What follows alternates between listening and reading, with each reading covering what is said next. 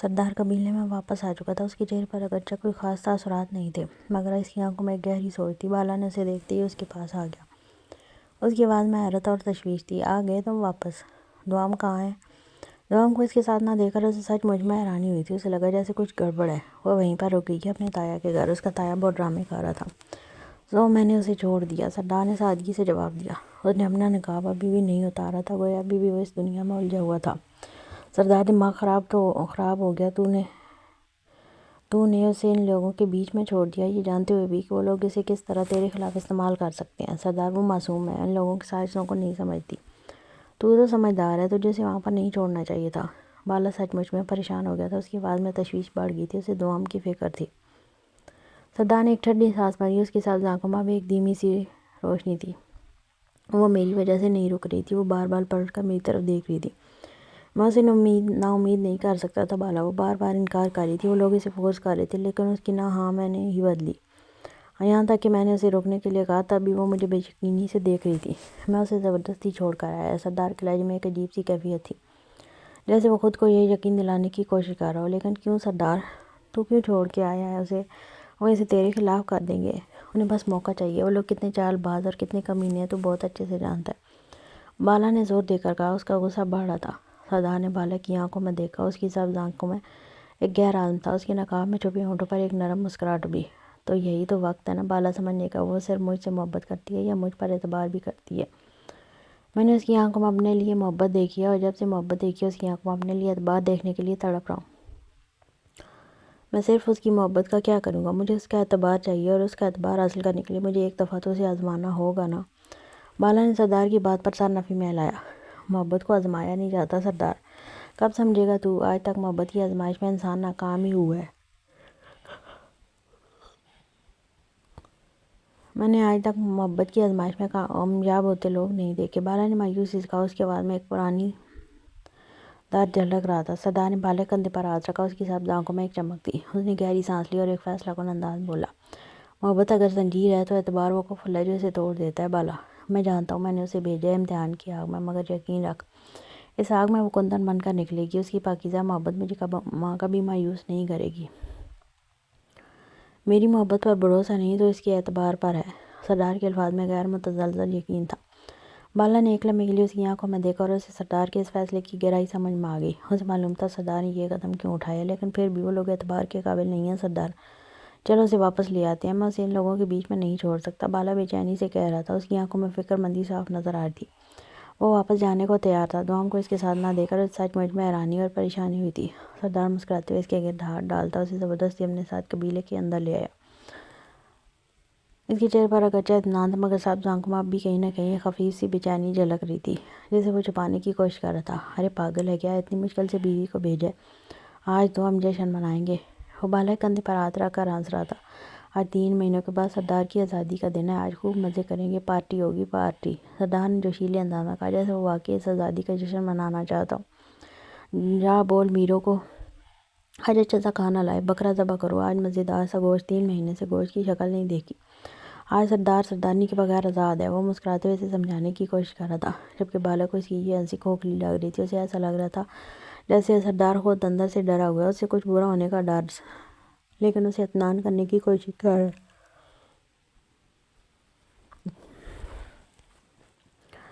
اور بالا مطمئن کیسے ہوتا، یہ جانتے ہوئے بھی کہ وہ خود اپنے لیے سازشوں کا رستہ کھول رہا ہے۔ بالا نے سردار کی بات پر طنزیہ انداز میں سر ہلایا۔ تیری سردارنی کو پتہ چلا نا کہ اس کے بغیر تو یہاں جشن مناتا پھرتا ہے، ہڈی پسلی ایک کر دے گی تیری۔ ویسے بھی اس پر تیری تو چلتی نہیں ہے، عشق نے نکما کر دیا ہے تجھے سردار۔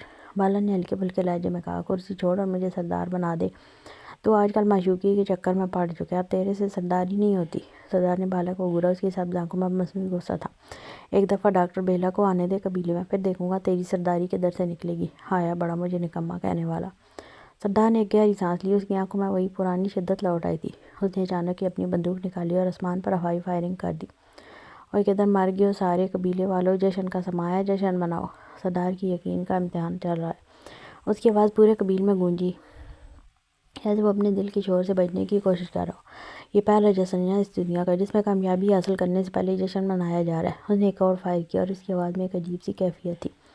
سکون، چین، ہر چیز صرف نام کا ہی رہ گیا تھا۔ اپنے کمرے میں آنے کے بعد بھی اسے سکون نہ ملا۔ وہ اپنے آپ کو بے بسی کی انتہا پر محسوس کر رہا تھا۔ آج تک اس نے خود کو اتنا بے بس کبھی محسوس نہیں کیا تھا۔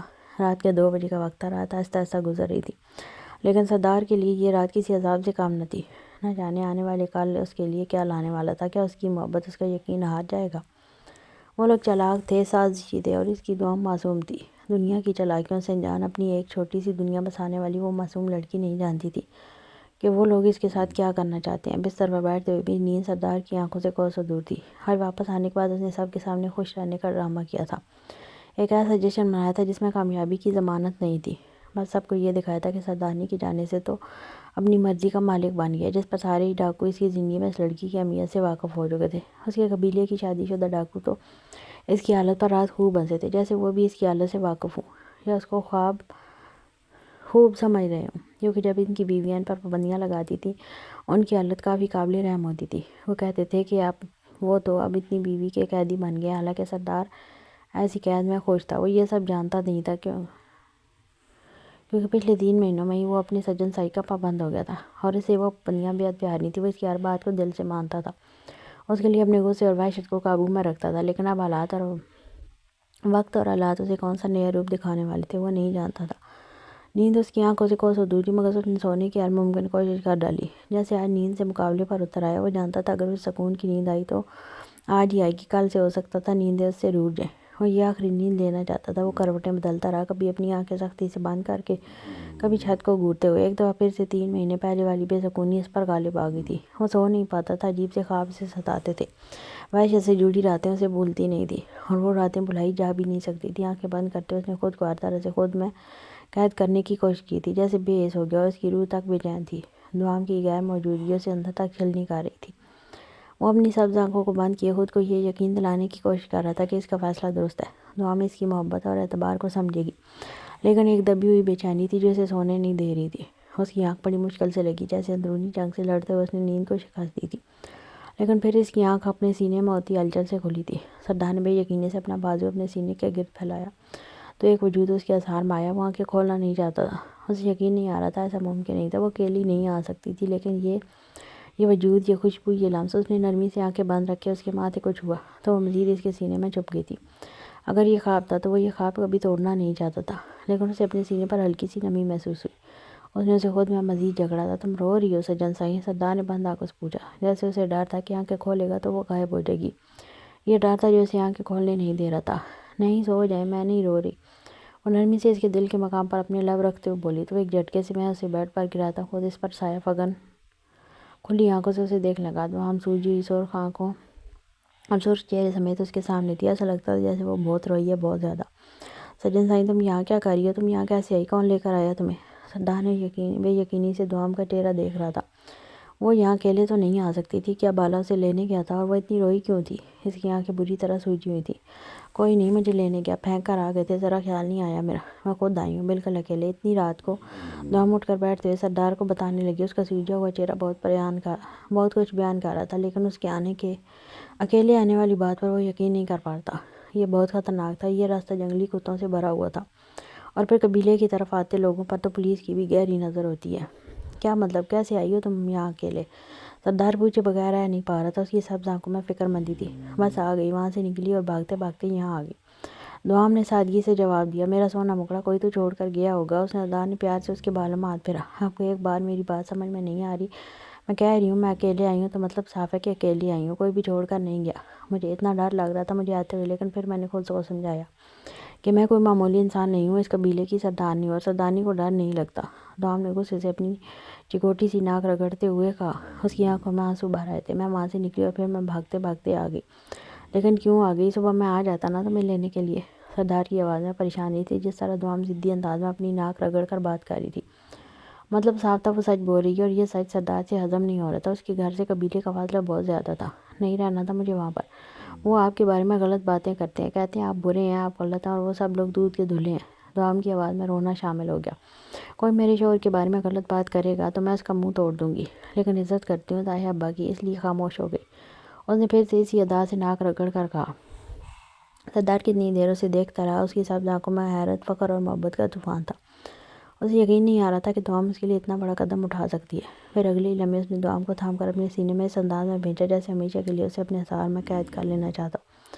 اس کے ہاتھ دوام کے کمر پر مضبوطی سے بندھے ہوئے تھے، وہ اسے خود سے دور نہیں کرنا چاہتا تھا۔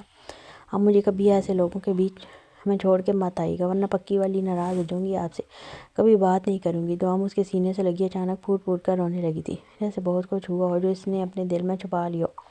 سردار جانتا تھا وہ سب کچھ بتا دے گی، وہ کچھ بھی چھپائے گی نہیں۔ اس نے بس دوام کے سر پر پیار سے ہاتھ پھیرا، اس کے آنسو اس کے دل میں اتر رہے تھے۔ وہ ساری رات سردار کے سینے میں یوں ہی قید رہی تھی، نہ تو سردار نے اسے خود سے دور کیا، نہ ہی آزاد ہونے دیا تھا۔ اسے اپنے سینے میں چھپائے وہ جتنی دیر اس کسی کا محسوس کرتا رہا۔ اس کے انداز میں درد تھا، تکلیف تھی جو بڑی ہوئی لگ رہی تھی۔ سردار اس کے گرد اپنی باہوں کا حصار مضبوط کیے اسے ہر ڈر سے بچاتا رہا تھا۔ پہلے تو نیند کو شکست دے دی تھی، لیکن اب ایسا ممکن نہیں تھا۔ اس کی کل کائنات اس کی پناہ میں تھی، نیند کو اب اس کے قریب بھٹکنے کی اجازت بھی نہ تھی۔ وہ دوام کے ماتھے پر لب رکھے غیر مرئی نقطے کو دیکھتا رہا۔ اس کی سبز آنکھوں میں اب نہ کوئی بے چینی تھی اور نہ کوئی ڈر، صرف ایک گہرا سکون اور اطمینان تھا کہ دوام اس کے پاس تھی۔ صبح کی پہلی کرن جو کمرے کے دروازے سے اندر جھانک رہی تھی، اس کی زندگی میں بھی روشنی بکھیر چکی تھی۔ دوام کا لوٹ آنا اس کے لیے صرف ایک محبت کی جیت نہیں تھا، بلکہ ایک نئے آغاز کا اشارہ تھا۔ دوام کو یوں ہی سوتے چھوڑ کر وہ نیچے قبیلے کی طرف آیا تھا۔ چل سردار، اب اٹھ گیا تو چل اسے لینے چلتے ہیں، نہ جانے کیا کیا ایک رات میں اس کے دماغ میں ڈال دیا گیا ہوگا۔ میں کب سے تیز جاگنے کا انتظار کر رہا ہوں، تو کیا گھوڑے بیچ کر سو رہا تھا؟ مجھے ساری رات نیند نہیں آئی۔ سردار جیسے ہی تیار ہو کر نیچے آیا، بالا تقریباً بھاگتا ہوا سردار کے پاس آیا۔ اس کے چہرے پر فکر مندی کے ساتھ ایک بے چینی بھی تھی۔ سردار نے مسکرا کر اسے دیکھا، اس کے چہرے پر ایک پرسکون مسکراہٹ تھی۔ وہ جانتا تھا بالا کتنا پریشان ہو رہا ہے۔ کس کو لینے جانا ہے بالا، جس کے لیے تو اتنا پریشان ہو رہا ہے نا؟ وہ رات کو 2 بجے ہی قبیلے میں آ گئی تھی، سردار نے پرسکون انداز میں کہا۔ اس کی سبز آنکھوں میں شرارت تھی۔ ہیں کیا بول رہا ہے تو؟ دوام قبیلے میں؟ بالا بے یقینی سے بولا۔ اس کا منہ کھلا رہ گیا۔ ہاں 2 بجے ہی وہ آ گئی تھی۔ سردار مسکرایا۔ 2 بجے کون لینے گیا تھا؟ تجھ سے رہا نہیں گیا نا؟ اس کے بغیر چلا گیا تھا اسے لینے کے لیے، تو مجھے بھی ساتھ لے جاتا۔ کتنا خطرناک راستہ ہے جانتا ہے تو؟ بالا نے سردار کو دیکھ کر پریشانی سے کہا تھا۔ یہ راستہ سچ میں بہت خطرناک تھا۔ رات کا سفر ان کے لیے خطرناک ثابت ہو سکتا تھا، کیونکہ یہاں ہر وقت پولیس کی نظر رہتی تھی اور اس کی آواز میں جھنجھلاہٹ تھی۔ جانتا ہوں، سب جانتا ہوں، اور اس خطرناک راستے پر کل رات اکیلی آئی ہے، صرف اس کے لیے کیونکہ وہ لوگ صرف میرے خلاف باتیں کر رہے تھے اور میری سجن سائی سے وہ باتیں برداشت نہیں ہوئیں۔ سردار کی آواز میں فخر تھا اور اس کی سبز آنکھیں چمک رہی تھیں۔ تو غلط کہتا تھا بالا، محبت کی آزمائش میں محبت ہار جاتی ہے۔ میری محبت تو جیت کر آئی ہے، میرا یقین سرخ رو ہو کر آیا ہے بالا، وہ سب کچھ چھوڑ کر آئی ہے۔ سردار نے ایک لمحے کے لیے گہری سانس لی۔ ابھی پریشان ہے، میں نے زیادہ کچھ پوچھا نہیں، لیکن میرا سجن سائی اس امتحان میں پورے 100 نمبر لے کر پاس ہوا ہے۔ اصل جشن تو آج کریں گے، اور ایسا جشن منائیں گے کہ پورا گاؤں دیکھے کہ سردار کی محبت جیت کر آئی ہے۔ اس نے بالا کندھے پر زور سے ہاتھ مارتے ہوئے کہا۔ تو بالا کہہ لگا کر ہنسا۔ اسے سردار کی خوشی دیکھ کر سکون ملا۔ اس کی آنکھ کھلی تو صبح کے 10 بج رہے تھے۔ ساری سانس لیتے ہوئے اس نے کمرے کو دیکھا تھا، پھر کتنی دیر یوں ہی چھت کو دیکھتی بستر پر لیٹی رہی۔ کل کا دن اس کی زندگی کا سب سے برا دن تھا۔ دوام قدم قدم چلتی الجھن کے عالم میں اس کمرے کے دروازے تک پہنچی، جہاں تایا ابا اور اکرم پہلے سے موجود تھے۔ چچا بھی اس کے پیچھے ہی آگے تھے، اور اب وہ سب اس چھوٹے سے کمرے میں تھے۔ کمرے کا ماحول بہت سنجیدہ اور پراسرار تھا۔ تایا ابا بستر پر لیٹے تھے، ان کے چہرے پر پھر وہی کمزوری اور مظلومیت کے آثار نمایاں تھے۔ اکرم کمرے کے ایک کونے میں ہاتھ باندھے کھڑا، اس کی آنکھوں میں ایک چالاک چمک تھی۔ دوام نے ایک نظر سب پر ڈالی، اسے محسوس ہوا کچھ گڑبڑ ہے۔ اس کی چھٹی عزت اسے کچھ غلط ہونے کا اشارہ دے رہی تھی۔ جی تایا ابا، آپ نے مجھے بلایا تھا؟ دوام نے دھیمی آواز میں پوچھا۔ اس کے دل کی دھڑکن تیز ہو رہی تھی۔ تایا ابا نے لمبی سانس لی، جیسے کوئی بہت بڑی بات کہنے والے ہوں۔ میری بچی، آج میں تجھے وہ سب کچھ بتانے جا رہی ہوں جو میں نے آج تک تجھ سے چھپایا۔ ان کی آواز کانپ رہی تھی، مگر یہ کانپنا حقیقی کم اور ڈرامائی زیادہ تھا۔ ہم اس وقت ڈر گئے تھے، ڈاکوؤں کے ڈر نے ہمیں بے حال کر دیا تھا، لیکن یہ بات جاننے کا تجھے حق ہے کہ تیرے ماں باپ کا قتل کس طرح سے ہوا۔ وہ شخص تجھ سے محبت کر کے تجھے اپنے نکاح میں نہیں لے رہا تھا، بلکہ ان سب چیزوں کے پیچھے ایک سازش تھی۔ تیرے والدین میرے جگر کے ٹکڑوں کو انہیں ڈاکوؤں نے مارا۔ وہ آہستہ آہستہ بول رہے تھے، جبکہ انہیں سنتے ہوئے دوام کے پیروں تلے زمین نکل گئی۔ اس کا چہرہ زرد پڑ گیا۔ کیا کہہ رہے ہیں آپ تایا ابا؟ یہ کیسے ہو سکتا ہے؟ اس کی آواز لرز رہی تھی۔ اسے یاد آیا کہ اسے بتایا گیا تھا کہ اس کے ماں باپ کی نارمل حادثے میں موت ہوئی تھی۔ نہیں میری بچی، یہ سچ ہے۔ تایا ابا نے سر ہلایا۔ اور میں نے یہ بات تجھ سے اس لیے چھپائی کیونکہ میں ڈر گیا تھا۔ میں نے ڈاکوؤں کا نام لیا تو وہ لوگ مجھے بھی قتل کر سکتے تھے، لیکن اب میں مزید یہ بوجھ نہیں اٹھا سکتا۔ دوام، اصل میں تمہارے والدین کو انہی ڈاکوؤں نے مارا ہے۔ یہ بات میں تمہیں اسپتال میں بھی بتانے کی کوشش کر رہا تھا، لیکن تم اس دن کوئی سننے کو تیار ہی نہیں تھی۔ تمہارا باپ ایک بہت بہادر حوالدار تھا، ان ڈاکوؤں کے خلاف وہ کام کر رہا تھا، لیکن اس ڈاکو نے اس کے ساتھ بہت برا سلوک کیا۔ وہ ان کا دوست بن کر ان کے قبیلے میں گھس گیا تھا، اور پھر اس نے خوب بہادری سے ان ڈاکوؤں کا مقابلہ کیا تھا، لیکن ان ڈاکوؤں نے بے دردی سے تمہارے باپ کو قتل کر دیا اور پھر تمہاری ماں کو بھی۔ یہ ڈاکو قاتل ہیں دوام، ہمارا بہت کچھ چھینا ہے ان لوگوں نے۔ تایا ابا کے لہجے میں بے بسی تھی جیسے وہ واقعی مظلوم ہوں۔ کیا چھینا ہے ان لوگوں نے ہمارا تایا؟ مجھے بھی تو بتائیں، آخر کیا چھین لیا تھا ان لوگوں نے آپ سے جو آپ ان سے اتنی نفرت کرتے ہیں؟ وہ میرا شوہر ہے، مجھ سے محبت کرتا ہے، وہ دنیا کا پہلا انسان ہے جو مجھ سے محبت کرتا ہے۔ دوام نے غصے سے کہا۔ اس کی آواز میں یقین تھا، اسے سردار پر مکمل بھروسہ تھا۔ نہیں کرتا وہ تم سے محبت، بالکل کوئی محبت نہیں کرتا تم سے، صرف تمہیں دھوکہ دے رہا ہے۔ جانتی ہو وہ کون ہے؟ تمہاری پھوپھو ظاہرہ کا بیٹا ہے۔ اکرم نے اچانک چیخ کر کہا۔ اس کی بات سن کر دوام کے چہرے پر حیرت چھا گئی۔ تمہاری وہی پھوپھو جو ایک ڈاکو کے ساتھ بھاگ گئی تھی، فقط 16 سال کی عمر میں ہمارا منہ کالا کر گئی تھی۔ غیرت کے نام پر قتل کر دینا چاہتا تھا تمہارا باپ اسے، اس کے باپ نے ہی تمہارے باپ کا قتل کیا تھا۔ تایا ابا نے مزید غصیلے انداز میں کہا، جیسے دوام کو اپنی باتوں میں الجھانا چاہتے ہو۔ جھوٹ بولتے ہیں آپ، سب جھوٹ بولتے ہیں، اور یہ سچ ہے تو میرے ڈاکو جی ان سب چیزوں میں شامل نہیں ہیں۔ وہ مجھ سے محبت کرتے ہیں، میں نے ان کی آنکھوں میں اپنے لیے محبت دیکھی ہے، وہ محبت جو کبھی کسی نے مجھ سے نہیں کی۔ میرے والدین اس دنیا سے چلے گئے تو آپ سب کے لیے میں بوجھ بن گئی۔ آپ سب کی آنکھوں میں میں نے 20 سال سے وہ محبت نہیں دیکھی جو پچھلے 3 مہینوں سے دن رات اس شخص کی آنکھوں میں دیکھتی ہوں۔ وہ مجھ سے محبت کرتا ہے، اللہ نے اسے میرے لیے بنایا، مجھ سے محبت کرنے کے لیے۔ آپ لوگوں سے مجھ سے چھیننا چاہتے ہیں، سب جانتی ہوں میں آپ لوگوں سے میری خوشیاں برداشت نہیں ہو رہی۔ میرے ماں باپ کے جانے کے بعد میں آپ کے لیے بوجھ بن گئی تھی۔ آپ لوگوں نے ہمیشہ مجھ سے نفرت کی، ہمیشہ مجھے دھتکارا۔ زندگی میں پہلی بار مجھے کوئی ایسا انسان ملا ہے جو مجھ سے محبت کرتا ہے، تو آپ لوگوں سے مجھ سے چھیننا چاہتے ہیں۔ ٹھیک کہتے ہیں ڈاکو جی، آپ سب لوگ سازشی ہیں، آپ لوگ میری خوشیاں نہیں دیکھ سکتے۔ اب آپ کچھ بھی کہہ لیں، میں یقین نہیں کرتی آپ لوگوں پر، انہوں نے پہلے ہی بتایا تھا آپ لوگ دشمن ہیں ہمارے۔ دوام نے غصے سے چیخ کر کہا۔ اس کی آنکھوں میں آنسو بھر آئے تھے۔ اور اس انسان پر تو مجھے بالکل یقین نہیں ہے جس کا ساتھ آپ لوگ دے رہے ہیں۔ اس انسان کے ہاتھوں آپ لوگ میرے ڈاکو جی پر الزام لگا رہے ہیں، حالانکہ حقیقت یہ ہے کہ یہ انسان صرف مطلب پرست ہے، اپنے مطلب کے لیے جیتا ہے، اپنے مطلب کے لیے یہ کچھ بھی کر سکتا ہے، اور میں اسے اس کے مقصد میں کبھی کامیاب نہیں ہونے دوں گی۔ یہ انسان صرف خود کو ایک دوسرے مقام پر لے جانے کے لیے آپ سب لوگوں کو استعمال کر رہا ہے۔ ارے جو انسان آپ کی بیٹی کو دھوکہ دے رہا ہے، آپ اس پر یقین کر رہے ہیں، اور آپ کو لگتا ہے اس گھٹیا انسان کی گھٹیا باتوں میں آ کر میں اپنے ڈاکو جی پر شک کروں گی؟ نہیں، کبھی نہیں، میں جا رہی ہوں یہاں سے۔ وہ غصے سے اٹھ کر باہر نکلی۔ دوام تم یہیں رکو، بات تو سنو ایک دفعہ، صرف اس لیے کہ میں نے رباب سے نکاح اپنے مقصد کے لیے کیا، اس کا یہ مطلب نہیں میں غلط ہوں۔ ایک دفعہ میری بات کو سمجھنے کی کوشش کرو۔ اکرم نے اسے سمجھانا چاہا، اس کی آواز میں بے چینی تھی۔ اگر ایک دفعہ دوام یہاں سے چلی جاتی تو اس کے لیے مسئلہ بن جاتا، اس کا سارا کھیل دھرا کا دھرا رہ جاتا، لیکن دوام نے اس کی کوئی بات نہ سنی تھی۔ وہ صرف کمرے سے ہی نہیں، گھر سے بھی باہر نکل گئی تھی۔ اس کا دل غصے اور دکھ سے بھرا ہوا تھا، وہ کسی کی بات سننے کو تیار نہیں تھی، جبکہ اکرم کو اپنا پروموشن، اپنا ٹرانسفر، اپنی کامیابی، سب کچھ اندھیر کنویں میں جاتا محسوس ہو رہا تھا۔ آج تک جتنی بھی دفعہ وہ یہاں آئی تھی، یا تو گاڑی پر آئی تھی یا پھر گھوڑے پر سوار ہو کر، اس لیے یہ راستہ اس کے لیے مشکل تھا، ناہموار اور تاریک۔ لیکن دور قبیلے پر لگا جھنڈا چاند کی چاندنی میں صاف نظر آ رہا تھا۔ وہ بنا سوچے سمجھے اس جھنڈے کو اپنی منزل بنائے قبیلے کی طرف بھاگنے لگی۔ پیچھے سے اکرم اور تایا ابا کی آوازیں سنائی دیتی رہیں، دوام رکو، کہاں جا رہی ہو؟ جسے وہ پوری طرح سے نظر انداز کرتی رہی۔ اس نے کسی کی آواز پر کان نہیں دھرے، ایسے بس اپنے ڈاکو جی کے پاس واپس جانا تھا۔ اسے نہیں رہنا تھا ایسے لوگوں کے بیچ جو سوائے دھوکے کے اور کچھ بھی نہیں تھے۔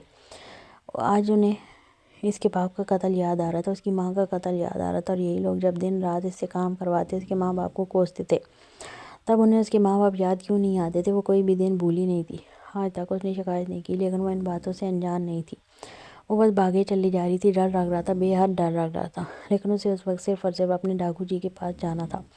اچانک پتھر رستے میں آنے کی وجہ سے وہ بری طرح سے گری۔ اس کی ٹانگ پر خراش آئی، لیکن اس نے درد کی پرواہ نہ کی۔ ایک دفعہ پھر سے اٹھی، اس کی آنکھوں میں عزم تھا، اور اپنے قبیلے کی طرف بھاگنے لگی، جیسے وہی اس کی اصل منزل تھی اور یہی بس اس کا راستہ، صحیح راستہ تھا۔ پل پل پیچھے سے آتی اکرم کی آوازیں، چچا کی آوازیں، تایا کی آوازیں، وہ ہر چیز کو نظر انداز کرتے ہوئے صرف اور صرف قبیلے کی طرف بھاگی۔ اسے اس وقت صرف اور صرف اپنے ڈاکو جی کے پاس جانا تھا، اس کا دل صرف سردار کے پاس پناہ چاہتا تھا۔ وہ 2 گھنٹے میرو کے سر پر سوار خود اس کے لیے ناشتہ بنوا رہا تھا، وہ اب تک جاگی نہیں تھی۔ سردار کا ارادہ اب اسے جگانے کا تھا، ویسے بھی آج رات قبیلے میں بہت بڑا جشن ہونے والا تھا۔ سردار اس کے لیے ناشتہ لے کر کمرے میں آیا تو وہ اب تک سو رہی تھی۔ وہ نرمی سے کھانا میز پر رکھتے ہوئے اس کے پاس آیا اور اسے پیار سے جگانے لگا۔ میرا سجن سائی، میرا سونا مکڑا، اٹھ جاؤ نا، یہ کیا اب تک نیند پوری نہیں ہوئی؟ وہ اس کے پاس آتے ہوئے اس پر جھکا۔ جب اس کی نگاہ دوام کے گھٹنے پر پڑی تو اس پر ہلکا سا خون لگا دیکھا۔ پریشانی سے اس کا خون دیکھ لگا، شاید وہ کل رات گری تھی، اسے چوٹ لگی تھی۔ سجن سائی، تمہیں چوٹ لگی ہے؟ وہ بے قراری سے بیڈ سے اٹھتے ہوئے فرسٹ ایڈ باکس لے کر آیا۔ جب اس کی آواز سن کر دوام نے ہلکی سی آنکھیں کھولی اور اسے دیکھنے لگی۔ خون بہہ رہا ہے میرا سونا مکڑا، لگتا ہے زخم گہرا ہے۔ وہ اس کی نیند بھری آنکھیں دیکھتے ہوئے اس کے پاس بیٹھا تھا۔ جب وہ اٹھ کر بیٹھتی خود ہی اپنی شلوار کو اوپر کرنے لگی۔ اسے خود بھی اپنے گھٹنے پر جلن ہو رہی تھی۔ ہاں، میں گر گئی تھی، اتنی زور کی چوٹ لگی تھی مجھے، باہر راستے میں بہت پتھر تھے نا، میں 2 دفعہ گری تھی، میں سارے پتھر ہٹوا دوں گا اس راستے سے۔ اس راستے سے لے کر گاؤں تک کوئی پتھر نہیں ہوگا جو تمہیں چوٹ پہنچا سکے۔ سردار نے نرمی سے اس کے چہرے کو چوما، اس کے زخم پر مرہم لگانے لگا۔ اس کی سبز آنکھوں میں گہرا پیار اور فکر مندی تھی۔ وہاں راستے میں کتنے کتے بھی بھونک رہے تھے، مجھے اتنا ڈر لگ رہا تھا، مجھے لگا وہ مجھے چیر پھاڑ کر کھا جائیں گے، لیکن میں بھاگتی رہی۔ وہ دعام اس کے کندھے پر سر رکھتے ہوئے بتانے لگی، اب اس راستے میں کوئی کتا نہیں ہوگا، کبھی نہیں ہوگا۔ میرے سونے مکڑے کو ڈرانے کی سزا ملے گی سب کو۔ سردار کی آواز میں ایک عجیب سی شدت تھی۔ ڈاکو جی، آپ کو پتہ ہے مجھے اپنی چاچی بالکل اچھی نہیں لگتی۔ میرے بال بچپن میں اتنے لمبے تھے، انہوں نے میرے بال کاٹ دیے تھے۔ دعام پتہ نہیں اچانک اپنا موضوع بدل کر اسے کچھ اور کیوں بتانے لگی تھی، جبکہ اس کی بات سن کر سردار کو سچ مچ میں غصہ آ گیا تھا۔ اس کے لمبے بال کبھی کاٹے بھی گئے تھے۔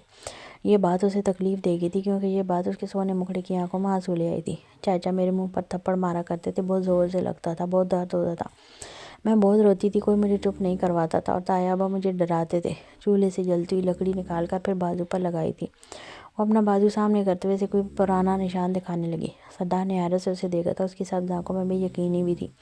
وہ لوگ صرف بے حس نہیں، ظالم بھی تھی۔ اپنے سگے بھائی کی اولاد کے ساتھ انہوں نے کبھی ایسا سلوک بھی کیا تھا، اسے یقین نہ آیا تھا۔ آپ کو پتہ ہے تائی امی، مجھے نہیں پتہ، سجن سائی مجھے بتاؤ، مجھ سے برداشت نہیں ہوگا، تمہاری تکلیف مجھ سے برداشت نہیں ہوتی ہے۔ سردار اسے اچانک تھام کر اپنے سینے سے لگاتے بولا، اس کی سبز آنکھوں میں ایسی وحشت تھی جو سب کو لمحے میں برباد کر دیتی۔ اسے خود سے لگائے وہ نرمی سے اس کے ماتھے کو چومتا اچانک بیٹھ سے اٹھا۔ تم ناشتہ کر لو سجن سائی، مجھے ایک ضروری کام ہے، میں تمہیں 1 گھنٹے میں ملتا ہوں۔ وہ کہتے ہوئے اچانک کمرے سے باہر نکل گیا، جبکہ دعام آنسو صاف کرتی ہاں میں سارے لا گئی۔ آج اپنے گھٹنے کی تکلیف سے اسے بہت کچھ یاد آ گیا تھا۔ وہ لوگ جو اس کے خیر خواہ بننے کی کوشش میں تھے، وہ اتنے سالوں سے کیا تھے، وہ اس کے کتنے اپنے تھے، وہ بہت اچھے طریقے سے جانتی تھی، یہاں تک کہ ان کے کیے گئے ظلم وہ بھولی نہیں تھی۔ اس کی زبان کی چالاکیاں تو دیکھو، ابھی ڈاکوؤں کے بیچ رہتے اسے دن ہی کتنے ہوئے ہیں، کتنی زبان چلانی آ گئی اسے۔ میں تو کہتی ہوں وہ وہاں جا کر بالکل ہی بے حیا ہو گئی ہے۔ ہمارے گھر کا تو پانی بھی حرام ہے اس پر اب۔ چچا غصے سے چیخ رہے تھے۔ گاؤں کے گھر میں جہاں رات دعام کو روکنے کا ڈرامہ رچایا گیا تھا، اب ماتم کا سا سما تھا۔ دعام کا رات اچانک وہاں سے چلی گئی تھی اور وہ لوگ کچھ بھی نہیں کر سکے تھے۔ اکرم اس وقت وہاں موجود نہیں تھا۔ میرا تو دل کر رہا تھا 2 تھپڑ لگا کر سیدھا کر دوں اس کو۔ گھر کے باہر تک اس کی چیخنے چلانے کی آوازیں آ رہی تھیں۔ چاچی بھی اپنی لمبی زبان کے جوہر دکھا رہی تھی، ان کی آواز میں شدید جھنجھلاہٹ تھی۔ دیکھا تھا اس کا رہن سہن، کیسے چمکدار کپڑے پہن رکھے تھے، کتنا مہنگا جوڑا تھا، ہائے اللہ، اور پیروں میں پازیب، سونے کی پازیب تھی وہ، خاص سونے کی۔ میں تو دور سے پہچان گئی تھی، صاف دکھ رہا تھا ڈاکو نے خوب لٹایا اس پر۔ اور اس کی جوتی، ارے جوتی چھوڑ، وہ ہلکی ہلکی سی بالیاں اور وہ چھوٹی سی چین بھی کروڑوں روپے کی لگ رہی تھی۔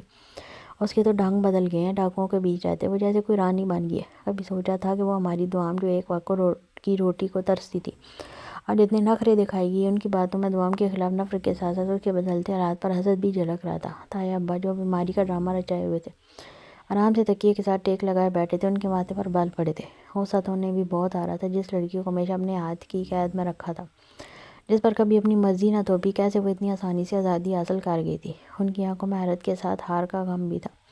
انہیں یہ بات ہضم نہیں ہو رہی تھی کہ ان کا بنم بنایا کھیل کیسے پل بھر میں بگڑ گیا، جبکہ تائی امی کچھ نہیں بول رہی تھی، انہیں تو اپنی رباب کی پریشانی کھائی جا رہی تھی۔ ان کا چہرہ پریشانی سے سفید پڑا ہوا تھا۔ اکرم رات کو 2 بجے گیا تھا، اس کے بعد نہ کوئی کال، نہ کوئی فون، اور نہ ہی اس کی واپسی ہوئی تھی۔ انہیں ڈر تھا کہ کہیں اکرم کو رخصتی سے پہلے ہی انکار نہ کر دے، اس کا مطلب پورا نہیں ہو رہا تو وہ ان کی بیٹی کا کیا کرتا۔ مطلب صاف تھا کہ ان کی بیٹی کے فیوچر پر ایک دفعہ پھر سے سوالیہ نشان لگ چکا تھا۔ رباب کی ماں ہونے کے ناطے تائی امی کی آنکھوں میں ایک گہری تشویش اور بے بسی تھی۔ انہیں اپنے سارے منصوبے بکھرتے ہوئے نظر آ رہے تھے، اور اب انہیں دعام سے زیادہ اکرم کی فکر تھی۔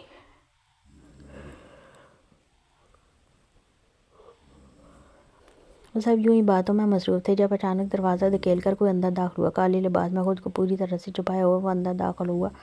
اس کے قدم بھاری تھے، ہر قدم کے ساتھ دہشت کا پیغام تھا۔ اس کی زہر رنگ آنکھیں ان سب پر گڑی تھیں۔ وہ کسی کی پرواہ کیے بغیر سیدھا تایا ابا کی چارپائی کی طرف بڑھا، کرسی کھینچی اور اس کے سامنے بیٹھ گیا۔ اس کا بھاری بوٹ تایا ابا کے چہرے کے بالکل قریب رکھ دیا، چارپائی پر سہارا دیتے ہوئے ایک الگ ہی ایٹیٹیوڈ میں تھا، جبکہ اس کے خوف سے سامنے والی شخص کانپنے لگا تھا۔ یہ تو خیر اس ڈاکو کی دہشت تھی، اس کے وجود سے ایک ایسی سرسراہٹ ہو رہی تھی جو گھر کے ہر کونے میں خوف پھیلا رہی تھی۔ ہوا میں ایک عجیب سی خنکی چھا گئی تھی۔ ارے سردار بیٹا تم یہاں! چاچی کا لہجہ ایک دم بدل گیا، وہ کانپنے لگی تھی، ان کی آنکھوں میں شدید خوف تھا، جبکہ تائی امی نرمی سے اٹھ کر کانپتی ہوئی اس کو مخاطب کرنے لگی، میں تمہارے لیے چائے بنواتی ہوں۔ ان کی آواز میں مشکل ان کی حلق سے نکل رہی تھی۔ جس انداز میں وہ بیٹھا ہوا تھا، ایسا لگ رہا تھا جیسے تباہی مچانے آیا ہے۔ سردار کی زہر رنگ آنکھیں تائی امی پر گڑیں۔ چائے کیوں بڑھیا؟ آج تو دعوت اڑانے آیا ہے تمہارا جمائی، کل بڑی خدمتیں کر رہی تھی، آج کل والی خدمتیں کیوں نہیں؟ اس کی آواز میں گہری طنزیہ ایسی تھی جو گھر میں گونج گیا۔ لفظ زہر میں بجھا ہوا محسوس ہو رہا تھا، اور سناتا ہوں دل کے وال ٹھیک ہوئے یا نہیں؟ خیر میں آ گیا ہوں ٹھیک کرنے کے لیے، آج تیرے سارے دل کے وال میں ٹھیک کر لوں گا، تو فکر مت کر، میں ہوں نا، ہر چیز سیٹ کرنے آئی ہوں، تیرا پرزا ٹھیک کروں گا۔ اس کی آنکھوں سے وحشت ٹپک رہی تھی، اسے یاد آیا دعاؤں نے اسے بتایا تھا کہ تایا بنے چولہے سے لکڑی نکال کر دعاؤں کا ہاتھ جلایا تھا۔ اس کے زہر رنگ آنکھوں میں اب شدید غصہ ابھر آیا تھا، اس کے چہرے کے نقاب کے پیچھے ایک خوفناک مسکراہٹ ابھر رہی تھی۔ وہ ایک جھٹکے میں اٹھا، نگاہیں ہر طرف دوڑائیں کہ تھوڑی ہی دور میں اسے ایک چھوٹے سی دہلیز نظر آئی تھی۔ وہ اس کے قریب گیا تو اس کی نظر چولہے پر پڑی جہاں ابھی بھی لکڑیاں دہک رہی تھیں۔ اس نے دہلیز کے اندر آتے ہوئے دہکتی ہوئی ایک لکڑی اٹھائی اور اس کے دہکتے کنارے کو اپنی انگلیوں سے چھوا، جیسے درد محسوس ہی نہ ہوتا ہو۔ اس کے ہونٹوں پر ایک شیطانی مسکراہٹ تھی، وہ سکون سے بہہ رہے اور اگلے ہی لمحے تایا ابا کی گردن پر پوری قوت سے مارا۔ میری دعاؤں کو لکڑی سے جلاتے تھے تم لوگ؟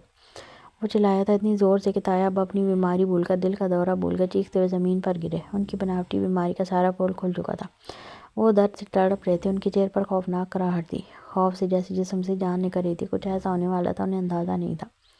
سردار کا غصہ بڑھتا چلا گیا، اس نے اب چچا کی طرف دیکھا، اس کی آنکھوں میں انتقام کی آگ بھڑک رہی تھی۔ اسے یاد آیا دعاؤں نے بتایا تھا چچا نے اسے تھپڑ مارا تھا۔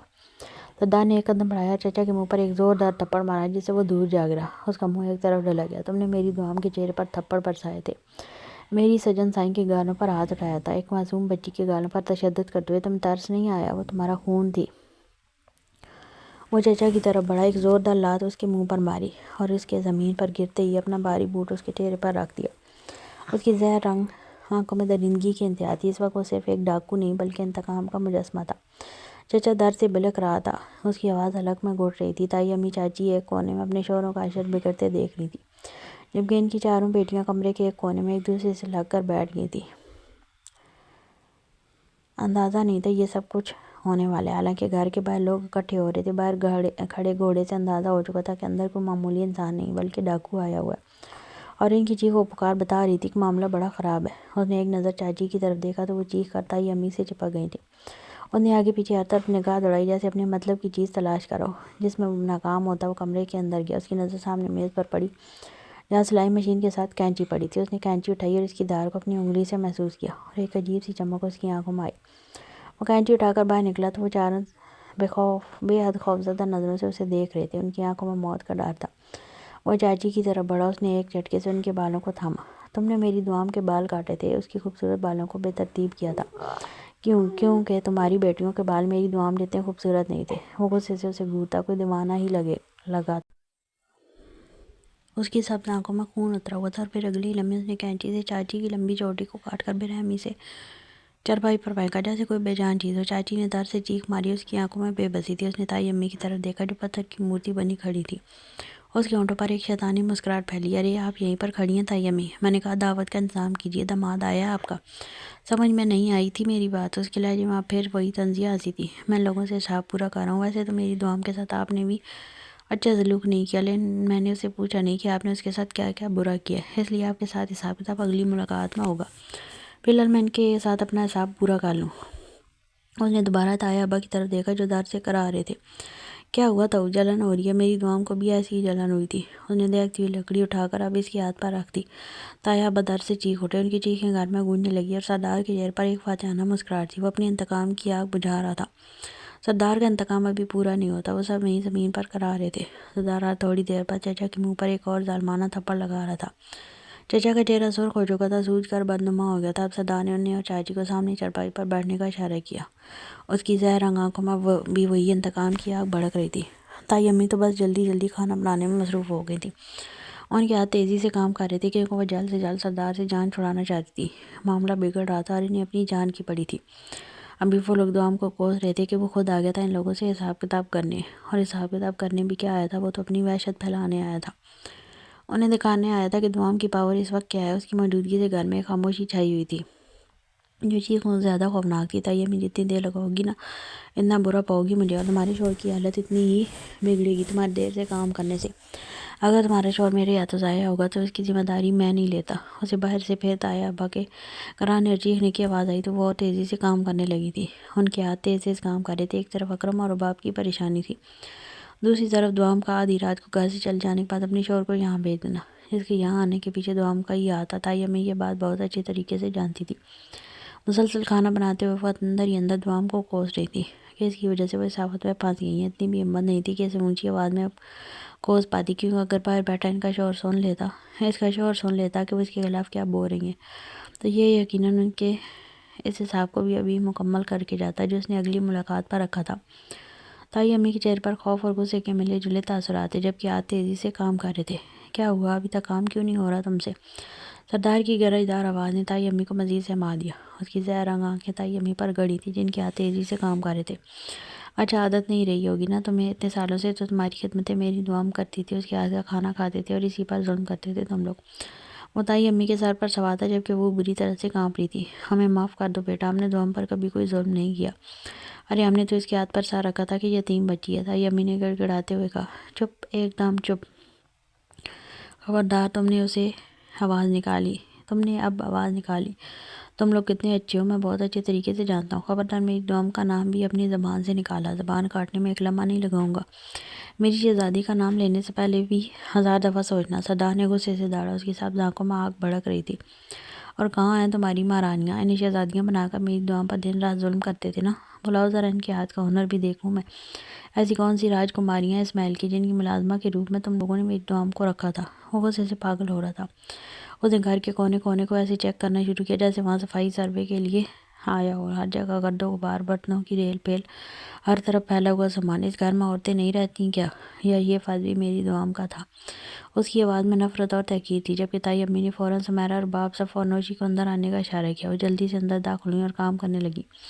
ان کے چہرے پر بھی خوف کے سائے تھے، لیکن جان جانے کا خوف بھی تھا، کیونکہ سردار کے ہاتھ میں بندوق تھی جو کبھی بھی چل سکتی تھی۔ باہر دروازے پر جو لوگ جمع تھے، انہیں دیکھ کر سردار نے بس اپنی لوڈڈ ریوالور کی ایک گولی چلائی تھی اور اس کے بعد کسی کی کوئی خبر نہ ملی۔ وہ سب ڈر کر بھاگ چکے تھے۔ تقریباً 1.5 گھنٹے کے بعد کھانا تیار ہوا تو اس کے سامنے میز رکھ کر کھانا لگایا گیا۔ چاچی کبھی اپنے سر پر دوپٹہ رکھتی تو کبھی اپنے کٹے ہوئے بالوں کو سنبھالنے کی کوشش کرتی۔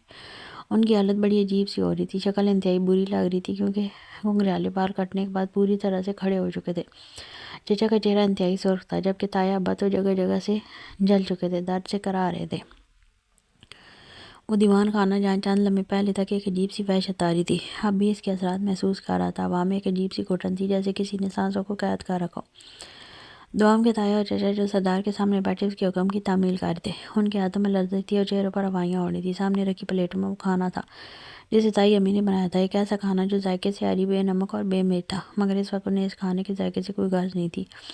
انہیں تو بس اپنی جان بچانی تھی۔ یہ کیا ہے؟ سردار کی گرج دار آواز گونجی، اور اس کے ساتھ ہی اس نے سامنے رکھی پلیٹ میں ایک نظر ڈالی۔ اس کی آنکھوں میں حقارت تھی جو تائی امی کی طرف منتقل ہوئی۔ یہ کھانا بنایا ہے تم نے؟ اس عمر میں آ چکی ہو، ابھی تک تمہیں کھانا بنانا نہیں آیا؟ کیا ساری زندگی دوسروں کے ہاتھ کا ہی کھاتی رہی ہوگی؟ اس کی آواز میں زہر گھلا تھا اور اس کے الفاظ نشتر بن کر تائی امی کے دل میں پیوست ہو رہے تھے۔ وہ مسلسل بولتا جا رہا تھا، اللہ ان کے کانوں میں سیسا پگھلا رہا تھا۔ پہلے میری ماں کو سکون سے اس گھر میں نہیں رہنے دیا، اسے ملازموں کی طرح کام کروایا، پھر میری دعام کو اپنی ملازمہ بنا لیا۔ خود کیا آتا ہے تمہیں؟ یہ کھانا بنایا ہے تم نے؟ یہ کیا انسانوں کے کھانے کے قابل ہے؟ اس نے پلیٹ میں موجود بے رنگ بے ذائقہ کھانے کی طرف اشارہ کیا، جیسے وہ کوئی زہر ہو۔ یہ کھانا صرف تمہارا شوہر کھا سکتا ہے۔ اس نے تایا کی طرف دیکھا اور ایک حکم صادر کیا، کھاؤ اسے۔ تایا نے خوفناک نظروں سے اسے دیکھا، وہ بے حد خوفزدہ ہو رہے تھے۔ سامنے رکھا کھانا کیسا تھا وہ نہیں جانتے تھے، لیکن وہ دیر کیے بغیر اسے کھانے لگے تھے، کیونکہ اس وقت انہیں صرف سردار سے جان چھڑانی تھی۔ اس نے چچا کی طرف دیکھا اور اشارہ کیا، وہ بھی فوراً پلیٹ میں کھانا ڈال کر کھانے لگا۔ ہر لقمہ ان کے حلق میں کانٹے کی طرح چبھ رہا تھا، مگر انہیں چپ چاپ نگلنا پڑا تھا۔ نہ تو کھانے میں نمک مناسب تھا، نہ ہی مرچ ٹھیک تھی۔ سردار کی آواز میں طنز تھا، لیکن اس وقت وہ صرف سردار سے اپنی جان بچانی تھی اور انہیں کسی چیز کا ہوش نہیں تھا۔ ایسا کھانا صرف اس گھر کے مرد کھا سکتے ہیں۔ اس کی نظریں ایک بار پھر تائی امی کی طرف گھومی۔ ایسا بدمزہ کھانا تم لوگ بھی نہیں کھاتے ہوگے، کیونکہ یہاں کا کھانا تو میری دعام بناتی تھی، اور دعام تو بہت اچھا کھانا بناتی ہے۔ اس نے تائی امی کی طرف دیکھا، مگر اس بڑھیا کے ہاتھ کا کھانا کوئی بھی نہیں کھاتا۔ پھر تو اس بڑھیا کے ہاتھ کسی کام کے نہیں ہیں۔ اس نے تیزی سے ان کے ہاتھوں کی طرف دیکھا تو انہوں نے فوراً اپنے ہاتھ پیچھے چھپا لیے تھے، جیسے وہ ان کے ہاتھ کاٹ رہا ہو۔ ان کے چہرے پر خوف اور شرمندگی یکجا ہو گئی تھی۔ یہ کھانا کھانے کے قابل نہیں ہے، سردار نے مزید دباؤ ڈالتے ہوئے کہا۔ مجھے افسوس سے کہنا پڑا ہے، اس گھر کی عورتیں کہلانے کے قابل نہیں ہیں۔ اس نے ان 6 عورتوں کو ایسی نظروں سے دیکھا تھا کہ وہ شرمندہ ہوگی۔ ان کی نظریں جھکی اور دل میں سردار کے لیے خوف اور نفرت دونوں جنم لے رہے تھے۔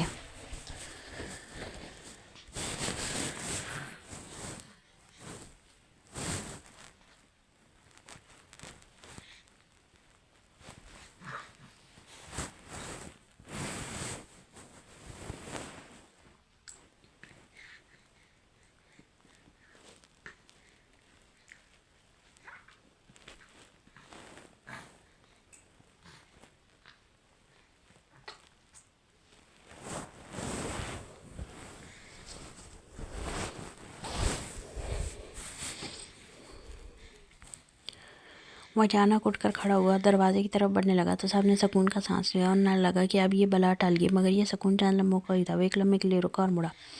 اس کا چہرہ اس وقت بے نقاب تھا اور اس کی ہونٹوں پر ایک ہلکی سی مسکراہٹ تھی، ایک ایسی مسکراہٹ جو ان سب کی سانسیں ایک دفعہ پھر سے روک گئی تھی۔ میں آپ لوگوں کو بتانا نہیں بھول گیا، اس کی آواز میں ایک نئی دھمکی شامل تھی۔ میں آپ لوگوں کو انوائٹ کرنے آیا تھا، آج رات میرے قبیلے میں ایک بہت بڑا جشن، میں چاہتا ہوں اس جشن میں آپ لوگ بھی شامل ہوں۔ اگر آپ لوگ میرے سسرال ہیں، میرا فرض بنتا ہے میں آپ لوگوں کو اس وقت دعوت میں شامل کروں۔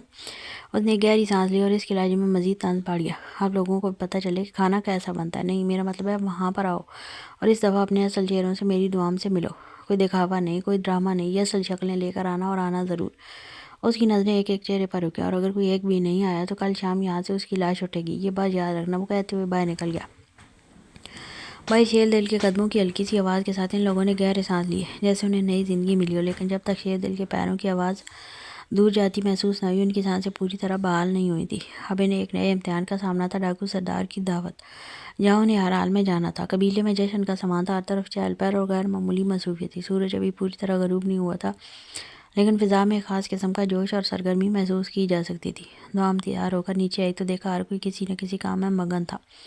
بڑے بڑے دیگچے نکال کر دھوئے جا رہے تھے، کہیں آگ جلائی جا رہی تھی اور کہیں میدان کی آت سے صفائی ہو رہی تھی۔ یہ سب صاف بتا رہا تھا کہ آج قبیلے میں کچھ بڑا آنے والا ہے۔ بیچ بیچ میں عورتیں بھی مردوں کے ساتھ کام میں شریک تھیں، کوئی لکڑیاں اٹھا رہی تھی تو کوئی سامان ترتیب دے رہی تھی۔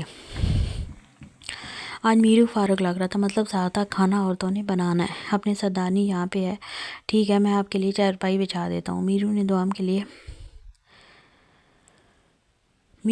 کے لیے ایک چارپائی بچھا کر اس پر پنکھا لگایا تو وہ خاموشی سے آ کر بیٹھ گئی۔ اس کے ذہن میں ایک ہی سوال گردش کر رہا تھا کہ سردار 1 گھنٹے کا کہہ کر گیا، وہ واپس آ جائے گا، اس کی اب تک واپسی کیوں نہیں ہوئی تھی؟ وہ بے چینی سے ادھر ادھر دیکھ رہی تھی کہ بالا پانی پینے کے بہانے اس کے قریب آ کر بیٹھا۔ دعام نے اشاروں میں سے سردار کے بارے میں پوچھنا شروع کیا۔ معلوم نہیں، بھی واپس نہیں آیا، بالا نے جواب دیا۔ سردار کو ایک ضروری کام تھا، شیر دل کے ساتھ گیا ہوا، نہ جانے کب تک واپسی ہوگی۔ کہہ تو رہا تھا تھوڑی دیر میں آ جائے گا، مجھے بھی کہہ رہے تھے 1 گھنٹے میں آ جائیں گے، اب تک ان کی واپسی نہیں ہوئی۔ دعام نے اپنا ماتھا ہلایا، اس نے میدان کی طرف دیکھا، دھیان دیا جہاں تیاریاں زوروں پر تھیں۔ خیر یہ بتائیں، یہ دعوت کا انتظام کیوں ہو رہا ہے؟ کوئی خوشخبری ہے کیا؟ اس کے لہجے میں ایکسائٹمنٹ تھی، اب تو اس قبیلے کی ہر چیز میں دلچسپی ہونے لگی تھی۔ بالا نے مسکرا کر ہاں میں سر لایا، میری شادی ہے، اس نے شرارت سے کہا۔ دعام کی آنکھیں حیرت سے پھیل گئیں۔ ہیں؟ سچ میں؟ آپ کی شادی؟ ایسے کیسے؟ ابھی تو ہم رشتہ مانگنے ہی نہیں گئے، ایسی شادی نہیں ہوگی، شادی پورے اصولوں کے ساتھ ہوگی، میں پہلے بتا رہی ہوں، میں اس قبیلے کی سردارنی ہوں، میری مرضی کے خلاف یہاں کچھ نہیں ہونا۔ وہ اسے دیکھتے ہوئے بولی تو بالا اچانک زور کا کہکا لگا کر ہنسا۔ ارے بہنا، مذاق کر رہا ہوں، میری ایسی قسمت کہاں کہ اتنی جلدی شادی ہو جائے، پہلے تو سردار مجھ سے خوب پاپڑ بلوائے گا، پھر جا کر کئی شادی کے چانسز بنیں گے، مجھے تو تمہارا ہی سہارا ہے۔ اس نے اپنی ہنسی ضبط کرتے ہوئے کہا۔ سردار کے لیے خوشی کا دن ہے، اس لیے دعوت کا انتظام کیا جا رہا ہے، تم بھی اپنی تیاری پوری کرو، بہت بڑی دعوت ہوگی۔ اسی دوران میرو کھانا لے آیا اور دعام کے سامنے رکھتے ہوئے بولا، سردارنی آپ کا کھانا، آپ کھانا کھا لیجئے۔ سردار کہہ کر گیا تھا کہ دعام کی نظریں کھانے پر پڑیں اور اسے کل رات کی فکر ستانے لگی۔ کل رات ڈاکو جی نے واپس آ کر کچھ کھایا تھا؟ وہاں سے تو کچھ بھی کھا کر نہیں آئے تھے، اسے اپنے ڈاکو جی کی پریشانی کھائی جا رہی تھی۔ کھانا؟ ارے یہاں تو رات تو دعوت کی گئی تھی، میرو نے بات کو طول دیتے ہوئے جواب دیا۔ آپ نہیں تھی تو سردار کو تو موقع مل گیا عیاشی کرنے کا، بکرا ذبح کروایا گیا تھا، بڑا جشن ہوا ہے یہاں کل رات۔ سردار نے شادی کے 3 مہینے کے بعد آزادی کا جشن منایا ہے، میرو بے ساختہ بولا تو جہاں بالا نے اسے گھورا وہیں دعام کا منہ حیرت سے کھل گیا۔ کیا؟ دعام کے چہرے پر بے یقینی چھا گئی۔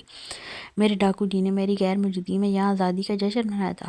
وہ بے یقینی سے اسے دیکھ رہی تھی۔ بالا نے فوراً ابھی میں سر لاتے ہوئے اسے یقین دلانے کی کوشش کی کہ ایسا نہیں تھا، جبکہ میرو کو اب کچھ مل نہیں رہا تھا بات کو کور کرنے کے لیے۔ اس کی زبان پھسل گئی تھی اور اب اسے سمجھ نہیں آ رہا تھا کہ اس انکشاف کو کیسے سنبھالے۔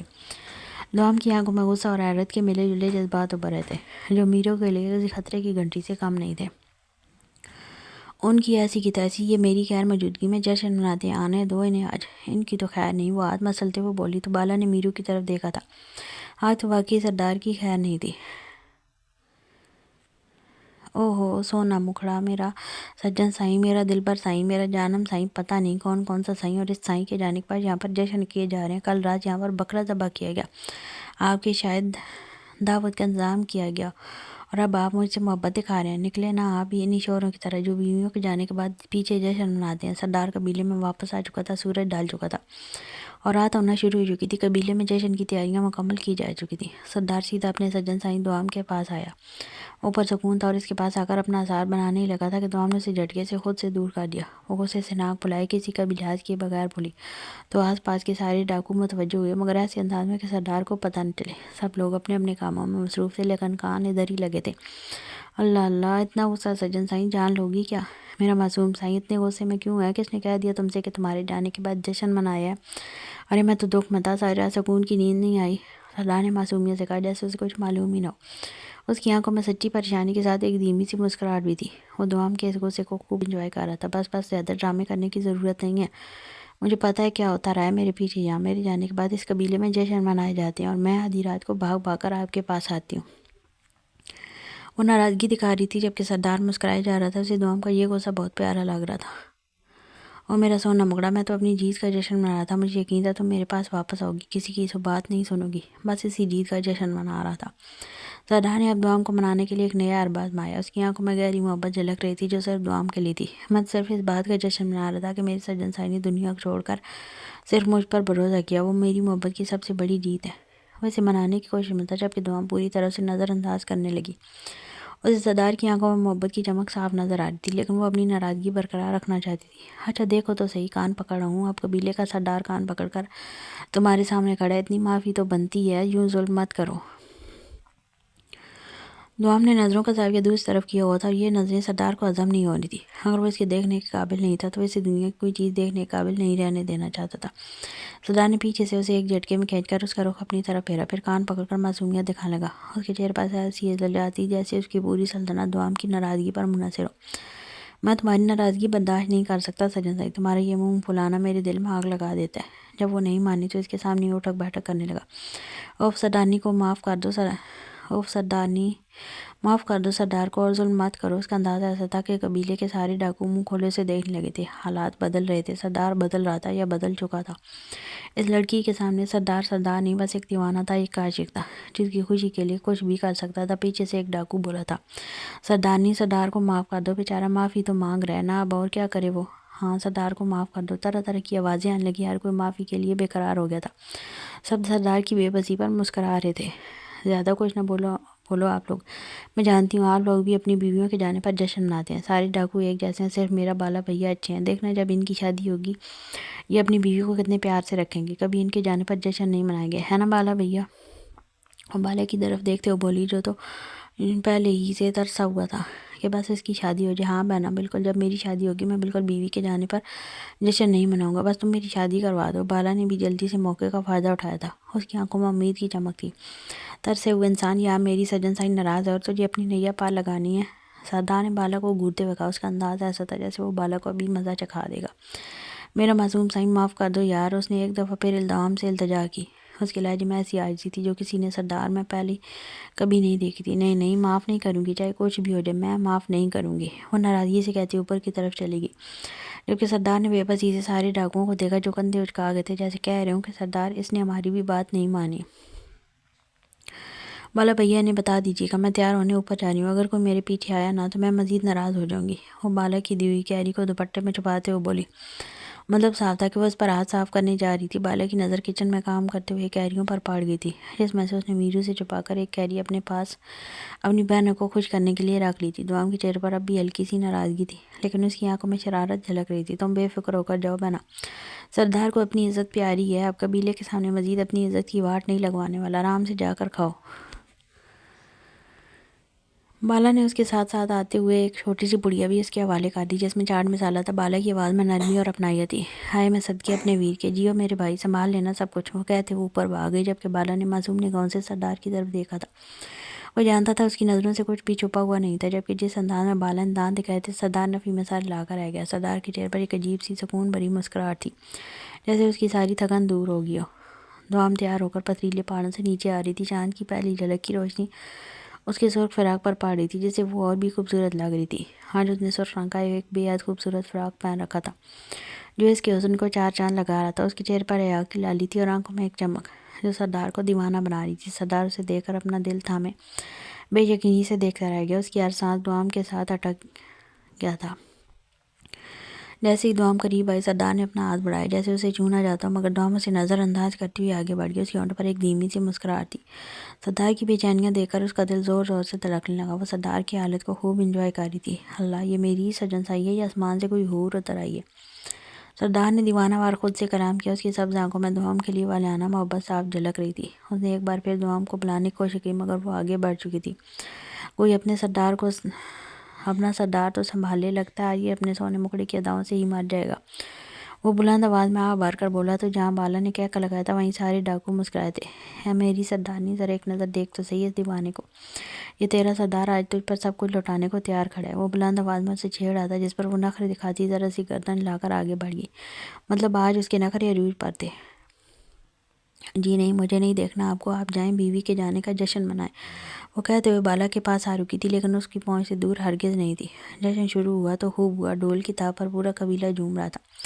کچھ ڈاکو چرپائیوں کو ایک دوسرے کے اوپر رکھ کر اس پر کھڑے ڈھول بجا رہے تھے۔ کوئی نیچے زمین پر گھوم رہا تھا اور کسی نے ہوا میں پستول سے فائر کر کے اپنی خوشی کا اظہار کیا، لیکن اس بات کا خاص خیال رکھا گیا تھا کہ فائرنگ ایک امتیاز سے زیادہ نہ ہو۔ بہت کم آواز والی فائرنگ بلٹس یہاں لائی گئی تھی، کیونکہ انہیں پتہ تھا کہ ان کی سردارنی اس چیز سے ڈرتی ہے۔ پورا قبیلہ ایک بڑے میلے کا سامان پیش کر رہا تھا۔ سردارنی، ادھر آ جاؤ، جشن دیکھو، آج تم دونوں کے عشق کا جشن ہے، میرو نے بلند آواز میں کہا۔ اس کا اشارہ سردار کے پہلو میں تھا۔ وہ تھوڑا اوپر پتھر کی طرف کھڑا تھا۔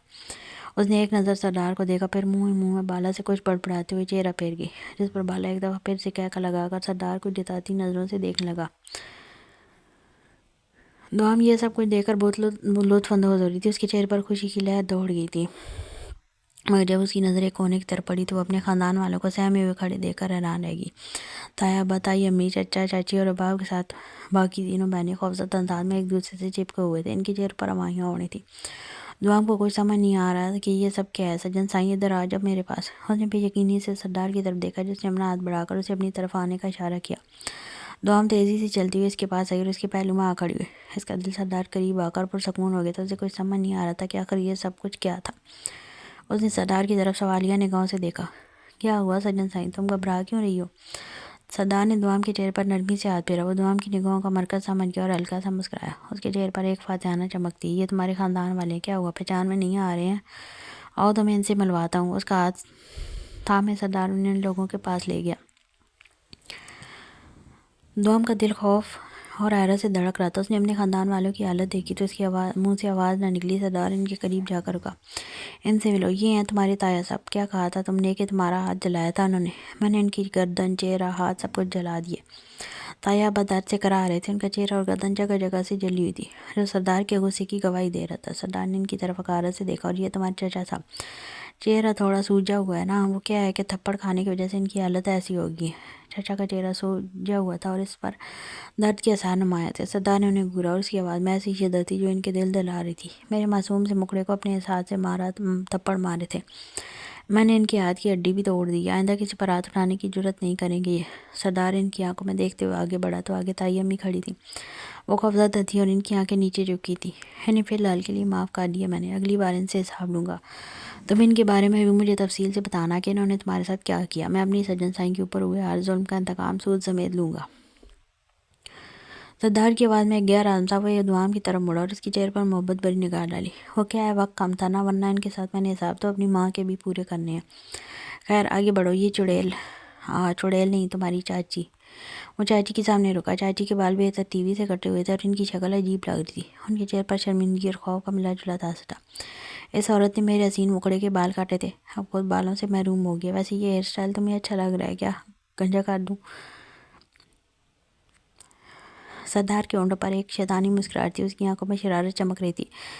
ویسے نائی ہے میرے پاس، یہ بھی کر گزروں گا۔ اپنے حسین مکڑے کے لبوں پر مسکراہٹ لانے کی وہ نرمی سے دوام کے گال پر جھکا اور پوری شدت سے اس کے گال کو چوم گیا تھا۔ اس کی حرکت اتنی بے ساختہ تھی کہ دوام نے حیرت سے سامنے کھڑے تایا اور چچا کو دیکھا، جو اس کی حرکت نوٹ کرنے کے بجائے خود اپنی تکلیف پر ہائے ہائے کر رہے تھے۔ اور یہ تمہاری بہنیں؟ سردار نے دوام کی بہنوں کی طرف اشارہ کیا۔ وہ سب ایک کونے میں سہمے ہوئے کھڑی تھی۔ ان کا حساب بھی میں بعد میں لوں گا، وقت کم تھا۔ ویسے ان لوگوں نے میری دعوت کی ہے، ایسی دعوت کی ہے کہ مجھے انہیں دعوت پر بلانا پڑا تاکہ انہیں بتایا جائے کہ کھانا کیسے بنتا ہے۔ کھانا ٹھیک سے کھا کر جائے گا اور نوٹ کیجیے گا۔ 50 تک تو ہاں آپ پہنچ گئی ہوں گی۔ اب تک آپ کو کھانا بنانا نہیں آیا، لیکن آج یہاں سے کچھ سیکھا جائے گا۔ میری اگلی دعوت اچھی ہونی چاہیے۔ زبردستی کا مہمان بن کر آؤں یا آپ کی مرضی کا، مجھے کھانا اچھا چاہیے۔ اس کی آواز میں طنز اور دھمکی دونوں شامل تھی۔ سردار دوام کی طرف مڑا، اس کی آنکھوں میں پیار اور فکر مندی تھی۔ سجن سائیں تم کھڑے کھڑے تک گئی ہوگی نا؟ سردار نے اونچی آواز میں کہا۔ سردارنی کے لیے بیٹھنے کا انتظام کرو۔ سردار کے حکم پر اگلے لمحے ڈاکو نے تیر کی تیزی سے دوام کے لیے چارپائی بچھا کر اس پر چادر ڈالی اور پنکھا لگا دیا، جبکہ اس کے خاندان والے تقریباً 2-2.5 گھنٹوں سے تو وہاں کھڑے تھے۔ ان کے قدم شل ہو چکے تھے، لیکن نہ تو انہیں کسی نے بیٹھنے کے لیے کہا تھا اور نہ ہی بیٹھنے کے لیے جگہ دی تھی۔ دوام حیران تھی، پریشان تھی، کہنے کے لیے کچھ بھی نہیں تھا۔ وہ تو جذبات میں بہہ کر سردار کو بتا گئی تھی کہ ان لوگوں نے اس کے ساتھ کیا کیا، لیکن یہ ان لوگوں کے ساتھ ایسا سلوک کرے گا اسے ہرگز اندازہ نہیں تھا۔ وہ سردار کو دیکھ کر سوچ میں پڑ گئی۔ آپ یہ کیوں کھا رہے ہیں؟ اپنی پسند کا کھانا کھا لیجیے، مجھے کوئی اعتراض نہیں۔ دوام منہ بنا کر بولی تھی، جبکہ بالا بھی آج اسی کے ساتھ اسی کی دعوت اڑا رہا تھا۔ اسے اچھا نہیں لگ رہا تھا کہ سردار اپنی مرضی کا کھانا نہیں کھا رہا۔ دعوت بہت شاندار تھی، ہر طرح کا لذیذ کھانا بنایا گیا تھا، دوام کے لیے الگ سے خاص چیزیں بنائی گئی تھیں اور سردار بھی وہی سب کچھ کھا رہا تھا جو آج دوام کے لیے بنایا گیا تھا۔ جو میرے سجن سائی کھائے گا میں وہی کھاؤں گا، سردار نرمی سے بولا تو دوام نے اس کے انداز کا مذاق اڑایا۔ ہاں ہاں، جیسے سجن سائی کھائے گا یہ بھی یہی کھائیں گے، اور اسی سجن سائی کے جانے کے بعد رات کو یہاں دعوتیں چلنی تھی، بکرے ذبح ہوئے تھے۔ اس نے تانا دیا تو ایک دفعہ پھر سے دسترخوان پر کہہ گونج اٹھے۔ آج سردار پہلی دفعہ قابو میں آیا تھا اور خوب آیا تھا۔ اسے دوام کی اس چھیڑ چھاڑ میں بھی محبت نظر آ رہی تھی۔ میری چھوٹی سی سردارنی معاف کر دو، سردار ہاتھ جوڑتے ہوئے محبت سے بولا۔ اس نے کان بھی پکڑ لیے تھے، لیکن دوام لبوں کے ڈیزائن بناتے ہوئے بالا کے ساتھ باتوں میں مصروف ہو گئی، جیسے سردار کو بالکل نظر انداز کر رہی ہو۔ سامنے اس کے خاندان والے بیٹھے کھانا کھا رہے تھے۔ اس نے ایک نظر انہیں دیکھا، وہ سب کے ساتھ نیچے زمین پر بیٹھ کر ہی کھانا کھانے والی تھی، لیکن اس سے پہلے ہی اس کے سامنے ایک لکڑی کا تختہ رکھ کر کھانا لگا دیا گیا۔ بالا اور سردار چارپائی کی ایک طرف چوکڑی لگا کر بیٹھے تھے، جبکہ دوسری طرف وہ بیٹھی تھی۔ سردار کو خوب نظر انداز کر کے آج بالا بھی اس کی ریکارڈ لگا رہا تھا اور سردار صرف مسکرا رہا تھا۔ وہ ہمیشہ سے ہی یہاں اسپیشل ٹریٹ ہوتی تھی، لیکن آج اپنے خاندان والوں کے سامنے اپنی اس قدر ویلیو پر جہاں وہ خود پر ناز کر رہی تھی، وہیں اس کے انداز میں تھوڑا سا غرور بھی آ گیا تھا۔ اسے اپنے خاندان والوں کو یہ بتاتے ہوئے ایک عجیب سی خوشی ہو رہی تھی کہ جو ان کے لیے بوجھ تھی وہ آج وہ کسی کے دل کی رانی تھی، کسی کے لیے سردارنی تھی۔ قبیلے کے لوگ غلاموں کی طرح اس کی خدمت کرتے تھے، اسے خواہش نہ تھی یہ نہیں دکھانے کی کہ وہ کیا ہے، لیکن آج وہ اس کی حقیقت جان کر حیران ضرور ہوئے تھے۔ وہ گوشت نہیں کھاتی تھی، اس نے کبھی نہیں کھایا تھا، کیونکہ اس کے لیے کبھی بچتا ہی نہیں تھا۔ اس نے ہر اس چیز سے نفی کی تھی جو اس کے لیے نہیں تھی۔ ہاں، گھر میں جب بھی اس طرح کی چیز بنتی تھی تب یہی کہا جاتا تھا کہ وہ اس کے لیے نہیں ہے۔ اس کی ایک استانی نے بچپن میں سکھایا تھا، بیٹا یتیم کا کوئی نہیں ہوتا، دنیا کی کسی چیز پر یتیم کا کوئی حق نہیں ہوتا، اور یہ بات اس نے جیسے اپنے پاس گرہ باندھ کر رکھ لی تھی۔ اس نے تو سردار کو یہ بات بتائی ہی نہیں کہ یہ مہنگے لذیذ کھانوں کے پکوان اس نے کبھی چکھے ہی نہیں تھے، اور اگر کبھی گھر میں گوشت بنتا تو پہلے تو بچتا ہی نہیں تھا، اور اگر ذرا سا بچ جائے تو اسے اٹھا کر چھپا دیا جاتا، یہ کہہ کر کہ صبح تایا ابا کھائیں گے۔ اپنی بیٹیوں کو عید پر کپڑے لے کر دیتے ہوئے انہیں یاد ہی نہیں رہتا تھا کہ ایک یتیم بچی پر انہوں نے ہاتھ رکھا ہے۔ اسے دن رات ملازموں کی طرح کام کرواتے ہوئے یہ کہہ دیتے کہ اسے گھر کے کام سکھاتے ہیں، کل اگلے گھر جائے گی تو کوئی یہ نہ کہے کہ چچی تائی نے کچھ سکھا کر نہیں بھیجا۔ وہ جذبات سے عاری ہو گئی تھی، شرارتیں اور مستیاں اس کی طبیعت کا ایسا کبھی رہی ہی نہیں تھی، کبھی کسی نے نخرے اٹھائے نہیں تھے تو اس نے کبھی دکھائے بھی نہیں دے۔ اپنی چاروں بہنوں کو دیکھ کر اس کے ذہن میں بس یہ خیال آتا تھا کہ ان کے سر پر باپ کا سایہ اور وہ یتیم ہے۔ وہ ہر چیز کا الزام اپنی یتیمی کو دیتی تھی۔ نہ جانے کیسے ان لوگوں نے اسے 12ویں تک پڑھانے کے بعد BA پرائیویٹ کرنے کی اجازت دے دی تھی۔ وہ بھی منتیں کر کر کے، اور چچا آخری ڈیٹ پر جا کر اس کا فارم لے کر آئے تھے۔ وہ اپنی تکلیفیں بلا نہیں سکتی تھی، لیکن اس سے پہلے کہ وہ ایگزام دے پاتی اس کی سردار کے ساتھ شادی ہو گئی، اور یہاں تو اس کی دنیا ہی بدل گئی تھی۔ بے شک اس کے صبر کا صلہ اللہ نے دیا تھا، اس نے آج تک کسی شکایت نہیں کی تھی، بس وہ اپنی باتیں اللہ سے کرتی تھی، ہر بات اس نے صرف اللہ کو دوست رکھا تھا، اور آج اس کے دوست نے اسے یہ دن دکھایا تھا۔ سردار نے نرمی سے نوالا، اس کے لبوں قریب لے جاتے ہوئے اسے کھلایا تو وہ جیسے ہوش کی دنیا میں آئی۔ اس نے مسکرا کر منہ کھولا۔ اگر میں کھانا کھا رہی ہوں تو اس کا یہ مطلب نہیں ہے میں راضی ہو گئی ہوں۔ وہ کب سے ہاتھ رو کر ایک ہی نقطے کو گور رہی تھی جب سردار اسے دیکھ رہا تھا، پھر نوالا بنا کر اس کے زبان سے لگایا تو اسے دیکھتے ہوئے پھر سے منہ بنا کر بولی تو سردار ہلکا سا مسکرا دیا تھا۔ میں مناؤں گا نا اپنے سجن سائی کو، کھانا تو کھا لو۔ وہ پیار سے اس کے ہاتھ کو اپنے ہاتھوں میں دباتا لبوں سے لگا گیا تھا۔ اس پر وہ ہلکا سا شرما کر ہاتھ چھڑا گیا، اس کے چہرے پر حیا کی سرخی دوڑ گئی، جبکہ ساتھ ہی ساتھ اس نے بالا کی طرف اشارہ بھی کیا جو پوری طرح سے کھانے میں مگن تھا۔ ایسے چوری چوری میری طرف اشارے کرنے سے بہتر ہے مجھے بھی ایک آدھ بیوی لا دو یار، میں شدید کما رہا ہوں۔ بالا معصومیت سے بولا تو سردار نے اسے گورا تھا، جبکہ دوام نگاہیں جھکاتی پوری طرح سے کھانے کی طرف متوجہ ہو گئی تھی۔ اس کے چہرے پر ایک دھیمی سی مسکراہٹ تھی، وہ سردار کی باتوں اور بالا کی چھیڑ چھاڑ کو خوب انجوائے کر رہی تھی۔ کھانا کھانے کے بعد دوام کے خاندان والوں نے سردار سے جانے کی اجازت چاہی تھی۔ وہ سردار کے پاس آ کر جانے کی اجازت مانگ رہے تھے، جبکہ سردار اپنی سردارنی کو کسی بھی طریقے سے منانے میں مصروف تھا۔ وہ اس کے خاندان والوں کو فی الحال پوری طرح سے نظر انداز کر رہا تھا۔ اس وقت اس کے لیے اگر کچھ اہم تھا تو اس کی سجن سائی تھی۔ سردار کو پتا تھا کہ دوام ابھی تک پوری طرح راضی نہیں ہوئی تھی۔ آخرکار سردار دوام کے سامنے ہی زمین پر بیٹھ گیا۔ معاف کر دو یار، اور کتنا ستاؤ گی، تمہاری ناراضگی مجھ سے برداشت نہیں ہوتی، دیکھو کیسے دل دھڑک رہا ہے۔ وہ یوں ہی زمین پر بیٹھے بیٹھے دوام کا ہاتھ پکڑ کر اپنے سینے پر رکھ چکا تھا۔ اس کے چہرے پر التجا تھی، آنکھوں میں سچی محبت جھلک رہی تھی جو صرف دوام کے لیے تھی۔ میرے کنٹرول سے باہر ہو چکا ہے یہ دل، معاف کر دو یار، ایک دفعہ معاف کر دو، زندگی میں کبھی کوئی جشن نہیں مناؤں گا تمہارے بغیر۔ وہ اس کے ہاتھوں کو اپنے لبوں سے لگاتا اس کی ہتھیلیوں کو چوم رہا تھا۔ اس کی بس یہی کوشش تھی کہ کسی طریقے سے دوام مان جائے۔ سردار کے ہونٹوں پر ایک دھیمی سی مسکراہٹ تھی، اور ساتھ ساتھ دوام کی ہلکی سی ناراضگی کا لطف بھی اٹھا رہا تھا۔ دوام کی ناراضگی بھی دلدار کی جان تھی۔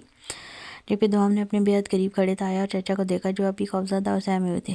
ان کے چہروں پر ایک عجیب سا صفحہ انہیں نظر انداز کرتی اور وہ پھر سردار کی طرف متوجہ ہوئے۔ جب سردار نے آہستہ سے دوام کے ہاتھ میں کچھ تھمایا، دوام بے یقینی سے اپنے ہاتھ موجود چھوٹی سی کیری کو دیکھ رہی تھی۔ اسے یقین نہ آیا کہ سردار اسے منانے کے لیے کیری دینے کو بھی تیار ہو گیا۔ اس کے چہرے پر حیرت کے ساتھ خوشی کی لہر دوڑ گئی۔ ہائے ڈاکو جی، یہ میرے لیے، آپ میرے لیے لے کر آئے ہیں؟ وہ بے یقینی سے پوچھنے لگی تھی۔ خوشی ایسی تھی جو سنبھالی نہیں جا رہی تھی۔ سردار نے کندھے اچکائے جیسے کہہ رہا ہو، اور کس کے لیے؟ دوام کے چہرے پر ایک بڑی سی مسکراہٹ آ گئی۔ وہ اگلے لمحے بنا کسی کی پرواہ کیے سردار کی باہوں میں سما گئی تھی۔ اس کے سامنے بیٹھے خاندان والوں کی موجودگی بھی اسے محسوس نہیں ہوئی۔ زمین پر بیٹھے ہوئے جس انداز میں اس کے گلے لگی تھی، جہاں سردار سکون سے سرشار ہو گیا تھا، وہیں تایا اور چچا یہ نظارہ دیکھتے ہوئے ایک دوسرے کو دیکھ کر رہ گئے۔ انہیں اپنی آنکھوں پر یقین نہیں آ رہا تھا۔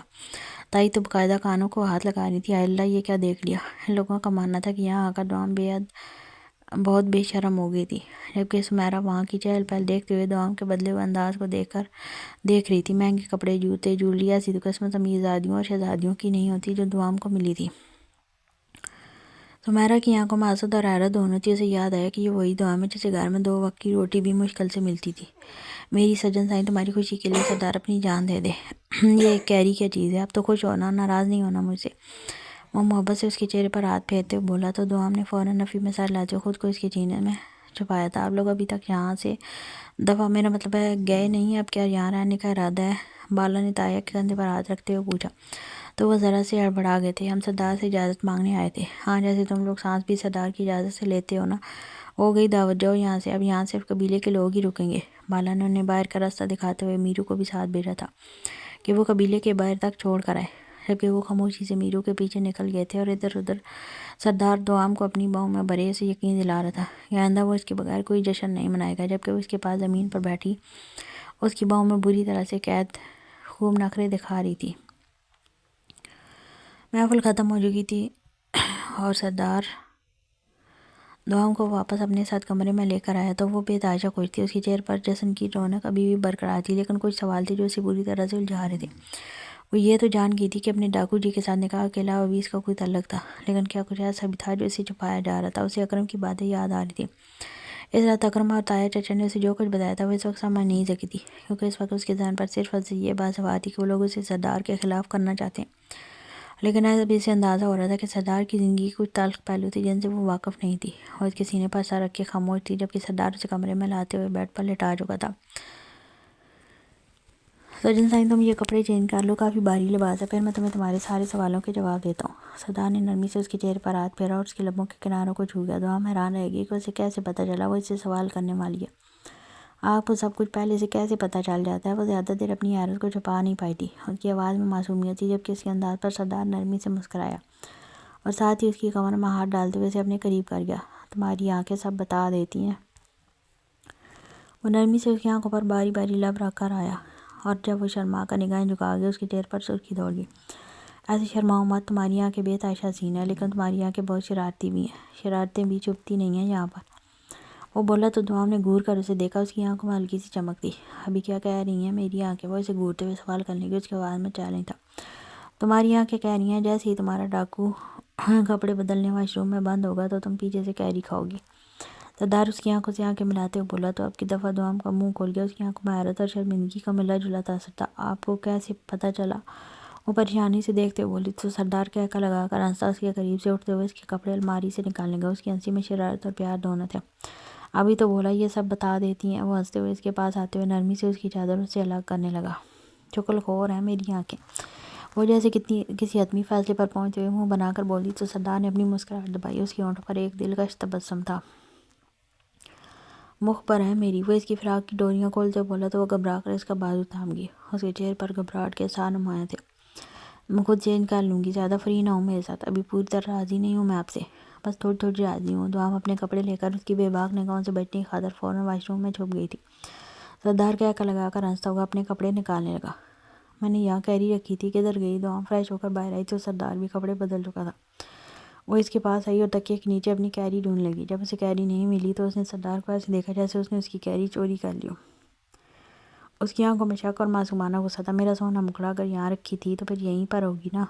سردار نے بھی تکیہ اٹھا کر چیک کرنا شروع کر دیا لیکن کیری وہاں نہیں تھی. اس کے ہونٹوں پر ایک شرارتی مسکراہٹ تھی. ڈاکو جی مجھے ایسا مذاق بالکل پسند نہیں ہے. کیری میری واپس کیجیے. وہ اسے گھور کر اپنے ہاتھ سامنے کر چکی تھی. اس کی آواز میں حکم اور ناراضگی تھی. میں کیا تمہیں چور لگتا ہوں جو تمہاری کیری چرا لوں گا؟ سردار نے اس طرح سے کیری مانگنے پر اسے گھور کر پوچھا. اس کی آنکھوں میں شرارتی. آپ چور نہیں پورے کے پورے ڈاکو ہیں. لائیے میری کیری واپس کیجیے. وہ ہر طرف سے اسے دیکھنے لگی جیسے کبھی یہ اس کے پیچھے ہو جاتی کبھی اس کے آگے جا کر اسے گھورتی. سردار کو جہاں اس کی یہ حرکتیں مزہ دے رہی تھیں وہیں کیری چھپا کر وہ پرسکون ہو گیا تھا. اسے یاد ہی نہیں تھا کہ بالا اسے پہلے ہی شام کو کیری کھلا چکا تھا. ڈاکو جی میری کیری گم ہو گئی. وہ پریشانی سے اسے دیکھ کر بولی. اس کی آواز میں ہلکا سا خوف تھا. ہاں مجھے بھی کچھ ایسا ہی لگ رہا ہے. تمہیں ٹھیک سے یاد ہے تم کمرے میں لے کر آئی تھی؟ وہ انجان بن لگا جیسے اسے کچھ معلوم ہی نہ ہو. میں وہاں نیچے بیٹھی ہوئی تھی. آپ نے مجھے وہاں کیری دی تھی. تب سے میں نے اپنے دوپٹے میں چھپا کر رکھی ہوئی تھی. پھر میں اوپر لے کر آئی تھی. ابھی واش روم جانے سے پہلے میں نے تکیے کے نیچے رکھی تھی. وہ پوری کہانی یاد کر رہی تھی. اس کے چہرے پر الجھن نمایاں تھی. تو پھر ڈھونڈو تکیے کے نیچے یہیں پر ہوگی. سردار نے اس کی پوری کہانی سننے کے بعد دوبارہ سے ڈھونڈنا شروع کر دیا جبکہ وہ بھی اس کے ساتھ ہی ڈھونڈنے میں مگن ہو گئی. اس کے چہرے پر بے چینی تھی. تمہیں ٹھیک سے یاد ہے نا میرا سونا مکڑا تم لے کر آئی تھی؟ وہ پھر سے پوچھنے لگا. اس کی آواز میں خاص دباؤ تھا. سچ مجھے یاد ہے میں لے کر آئی تھی. یہاں رکھی تھی. دوام نے زور دے کر کہا. تو پھر کہاں چلی گئی؟ سردار نے حیرت سے پوچھا جیسے وہ خود بھی پریشان ہو. تم نے پکی بات ہے یہاں تکیے کے نیچے چھپائی تھی؟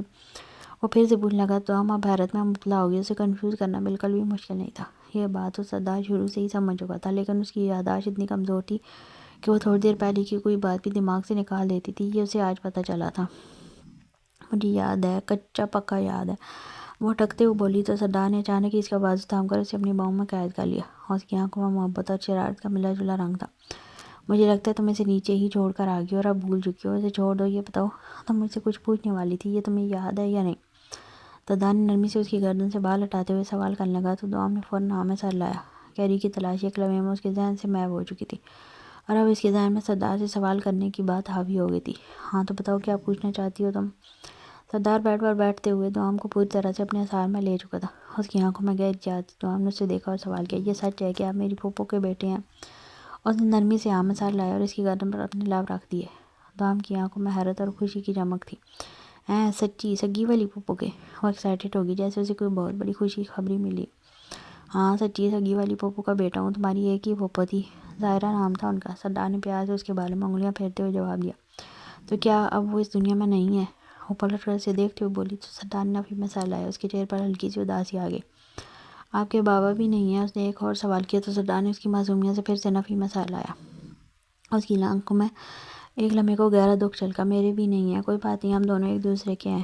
وہ پلٹ کر اس کے سینے سے لگتے ہوئے اس کے گرد اپنے پاؤں کا اثار باندھ گئی تھی. اس کا انداز اتنا معصومانہ تھا کہ سردار حیران رہ گیا. وہ تو سوچ رہا تھا شاید وہ اس سے بہت سارے سوال کرے گی اپنے خاندان اپنے ماضی کے بارے میں بہت کچھ پوچھے گی لیکن ایسا نہیں تھا. دوام کو بس اس بات سے سکون ملا کہ وہ اکیلی نہیں تھی.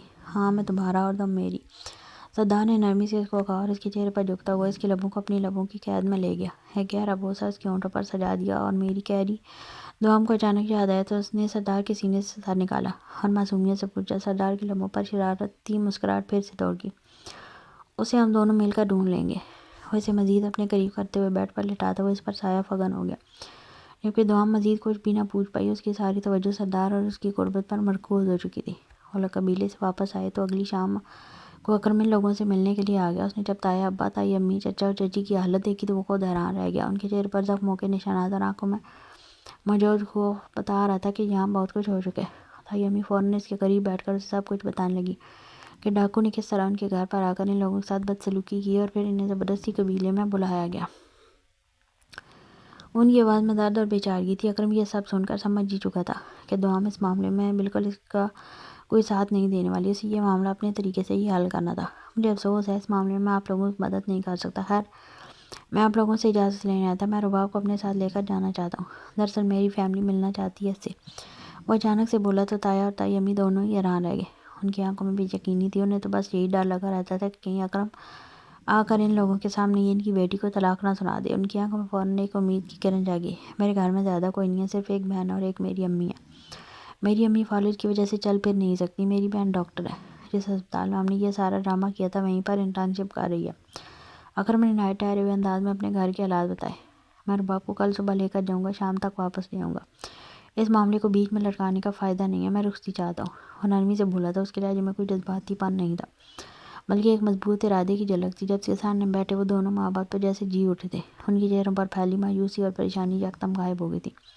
وہ تو اپنی بیٹی کو لے کر بہت پریشان تھے۔ تایا ابا نے تو باقاعدہ ہاتھ جوڑ لیے تھے۔ اس کے سامنے ان کی آنکھوں میں تشکر کے آنسو تیر رہے تھے۔ رباب خاموشی سے اندر بیٹھی اس کی ساری باتیں سن رہی تھی۔ اس نے کس طرح کا کوئی رد عمل نہیں دیا۔ اس کے چہرے پر پتھر جیسی خاموشی تھی۔ بیٹا، تمہارا احسان ہے جو تم نے کوئی غلط فیصلہ نہیں کیا۔ تایا ابا نے لرزتے ہوئے ہاتھ جوڑ کر اکرم کو دیکھتے ہوئے کہا۔ ان کی آواز میں حد درجہ عاجزی تھی۔ میں کوئی غلط فیصلہ کیوں کروں گا؟ اور ڈاکو کو پکڑنا میری ذمہ داری ہے، رباب کی نہیں۔ اکرم نے ایک دھیمی معنی خیز مسکراہٹ کے ساتھ جواب دیا۔ ٹھیک ہے بیٹا، کل تم صبح آ جانا اور رباب تیار ہوگی تو تم اسے اپنے ساتھ لے جانا۔ ہمیں کوئی اعتراض نہیں ہے، تایا ابا نے اطمینان کا سانس لیتے ہوئے کہا۔ رباب اپنے کمرے میں خاموش بیٹھی تھی۔ اس کی آنکھیں خالی تھی، جیسے وہ کچھ گہرا سوچ رہی ہو یا اس کے اندر سب کچھ جم سا گیا ہو۔ بالا جات پر اچھا خاصا گہرا زخم لے کر اسپتال پہنچا تھا۔ اس کے سیدھے ہاتھ پر پٹی بندھی تھی جو بظاہر ایک معمولی چوٹ لگ رہی تھی، مگر اس کے چہرے پر پریشانی کے سائے گہرے تھے۔ وہ ڈاکٹر بیلا کا منصف تھا، مگر ریسیپشن پر موجود ڈاکٹر نے بتایا کہ وہ آج آئی ہی نہیں۔ یہ سن کر اس کی پریشانی مزید بڑھ گئی۔ اس کا دل تیزی سے دھڑکنے لگا۔ ڈاکٹر بیلا آج کیوں نہیں آئی؟ کہیں اس کی طبیعت خراب تو نہیں تھی؟ اس نے فوراً ریسیپشن پر موجود عورت سے وجہ جانی۔ اس کی آواز میں ایک حکمیہ انداز تھا، جیسے وہ کسی خاص ملکیت کے بارے میں پوچھ رہا ہو اور اسے یہ حق حاصل ہو کہ اسے ہر سوال کا جواب ملے۔ اس کی آنکھوں میں بے چینی صاف جھلک رہی تھی، جیسے اگر اسے تسلی بخش جواب نہ ملا تو وہ یہاں ہنگامہ کھڑا کر دے گا۔ پتہ نہیں، شاید کوئی فیملی ڈنر کا بتا رہی تھی، ریسیپشن پر موجود عورت نے اقلاع کر جواب دیا۔ اس کی آواز میں خوف کا عنصر شامل تھا، جیسے اسے سردار اور اس کے ڈاکوؤں کے پچھلے اسپتال کے دورے کی یاد آ گئی ہو جب جمرو کو لایا گیا تھا۔ ڈاکوؤں کا ڈر ان سارے ہی ڈاکٹروں اور اسپتال کے عملے پر بری طرح سے اثر انداز تھا۔ انہیں آج بھی وہ خوفناک دن یاد تھا۔ بالا نے صرف ہاں میں سر لایا۔ اس کے دل و دماغ پر فیملی ڈنر کا لفظ ہتھوڑے کی طرح برسا تھا۔ وہ کسی اور سوال کے لیے رکا نہیں اور تیزی سے باہر نکل آیا۔ اسپتال کے باہر آ کر بھی اس کے قدم نہیں رکے۔ اس کے ذہن میں تشویش کی لہریں دوڑ رہی تھیں۔ ڈنر، کہیں کوئی رشتہ وشتہ تو نہیں آ رہا، کہیں کوئی شادی وادی کا چکر تو نہیں چل پڑا۔ اس کے دل میں ایک عجیب سی بے چینی تھی جو اسے کسی پل چین نہیں لینے دے رہی تھی۔ ایسے کیسے؟ بیلا تو صرف بالا کی ہے، وہ صرف میری ہے۔ اس کا ذہن بار بار یہی دوہرا رہا تھا، مگر یہ بات اسے بیلا کو بھی تو بتانی تھی، جو ابھی تک ان سب باتوں سے بے خبر تھی۔ وہ اپنی سوچوں میں گم بے مقصد قدم اٹھاتا ہوا آگے بڑھتا چلا گیا۔ اس کی آنکھوں کے سامنے بیلا کا چہرہ گھوم رہا تھا۔ اسے کسی بھی قیمت پر یہ معلوم کرنا تھا کہ آخر بیلا آج کیوں نہیں آئی۔ چند لمحوں میں ہی بالا معلوم کر چکا تھا کہ بیلا کا گھر کہاں تھا، اور اب وہ سیدھا بیلا کے گھر آ پہنچا۔ گھر کوئی بہت بڑا نہ تھا، ایک چھوٹا سا مکان تھا، تقریباً 3-4 کمرے تھے۔ زمین پر بنا وہ گھر ایک بڑے سے نیلے رنگ کے لوہے کے گیٹ سے چھپا ہوا تھا، جس کی ایک سائڈ پر ایک بڑا سا درخت لگا تھا تو دوسری طرف دیوار تھی۔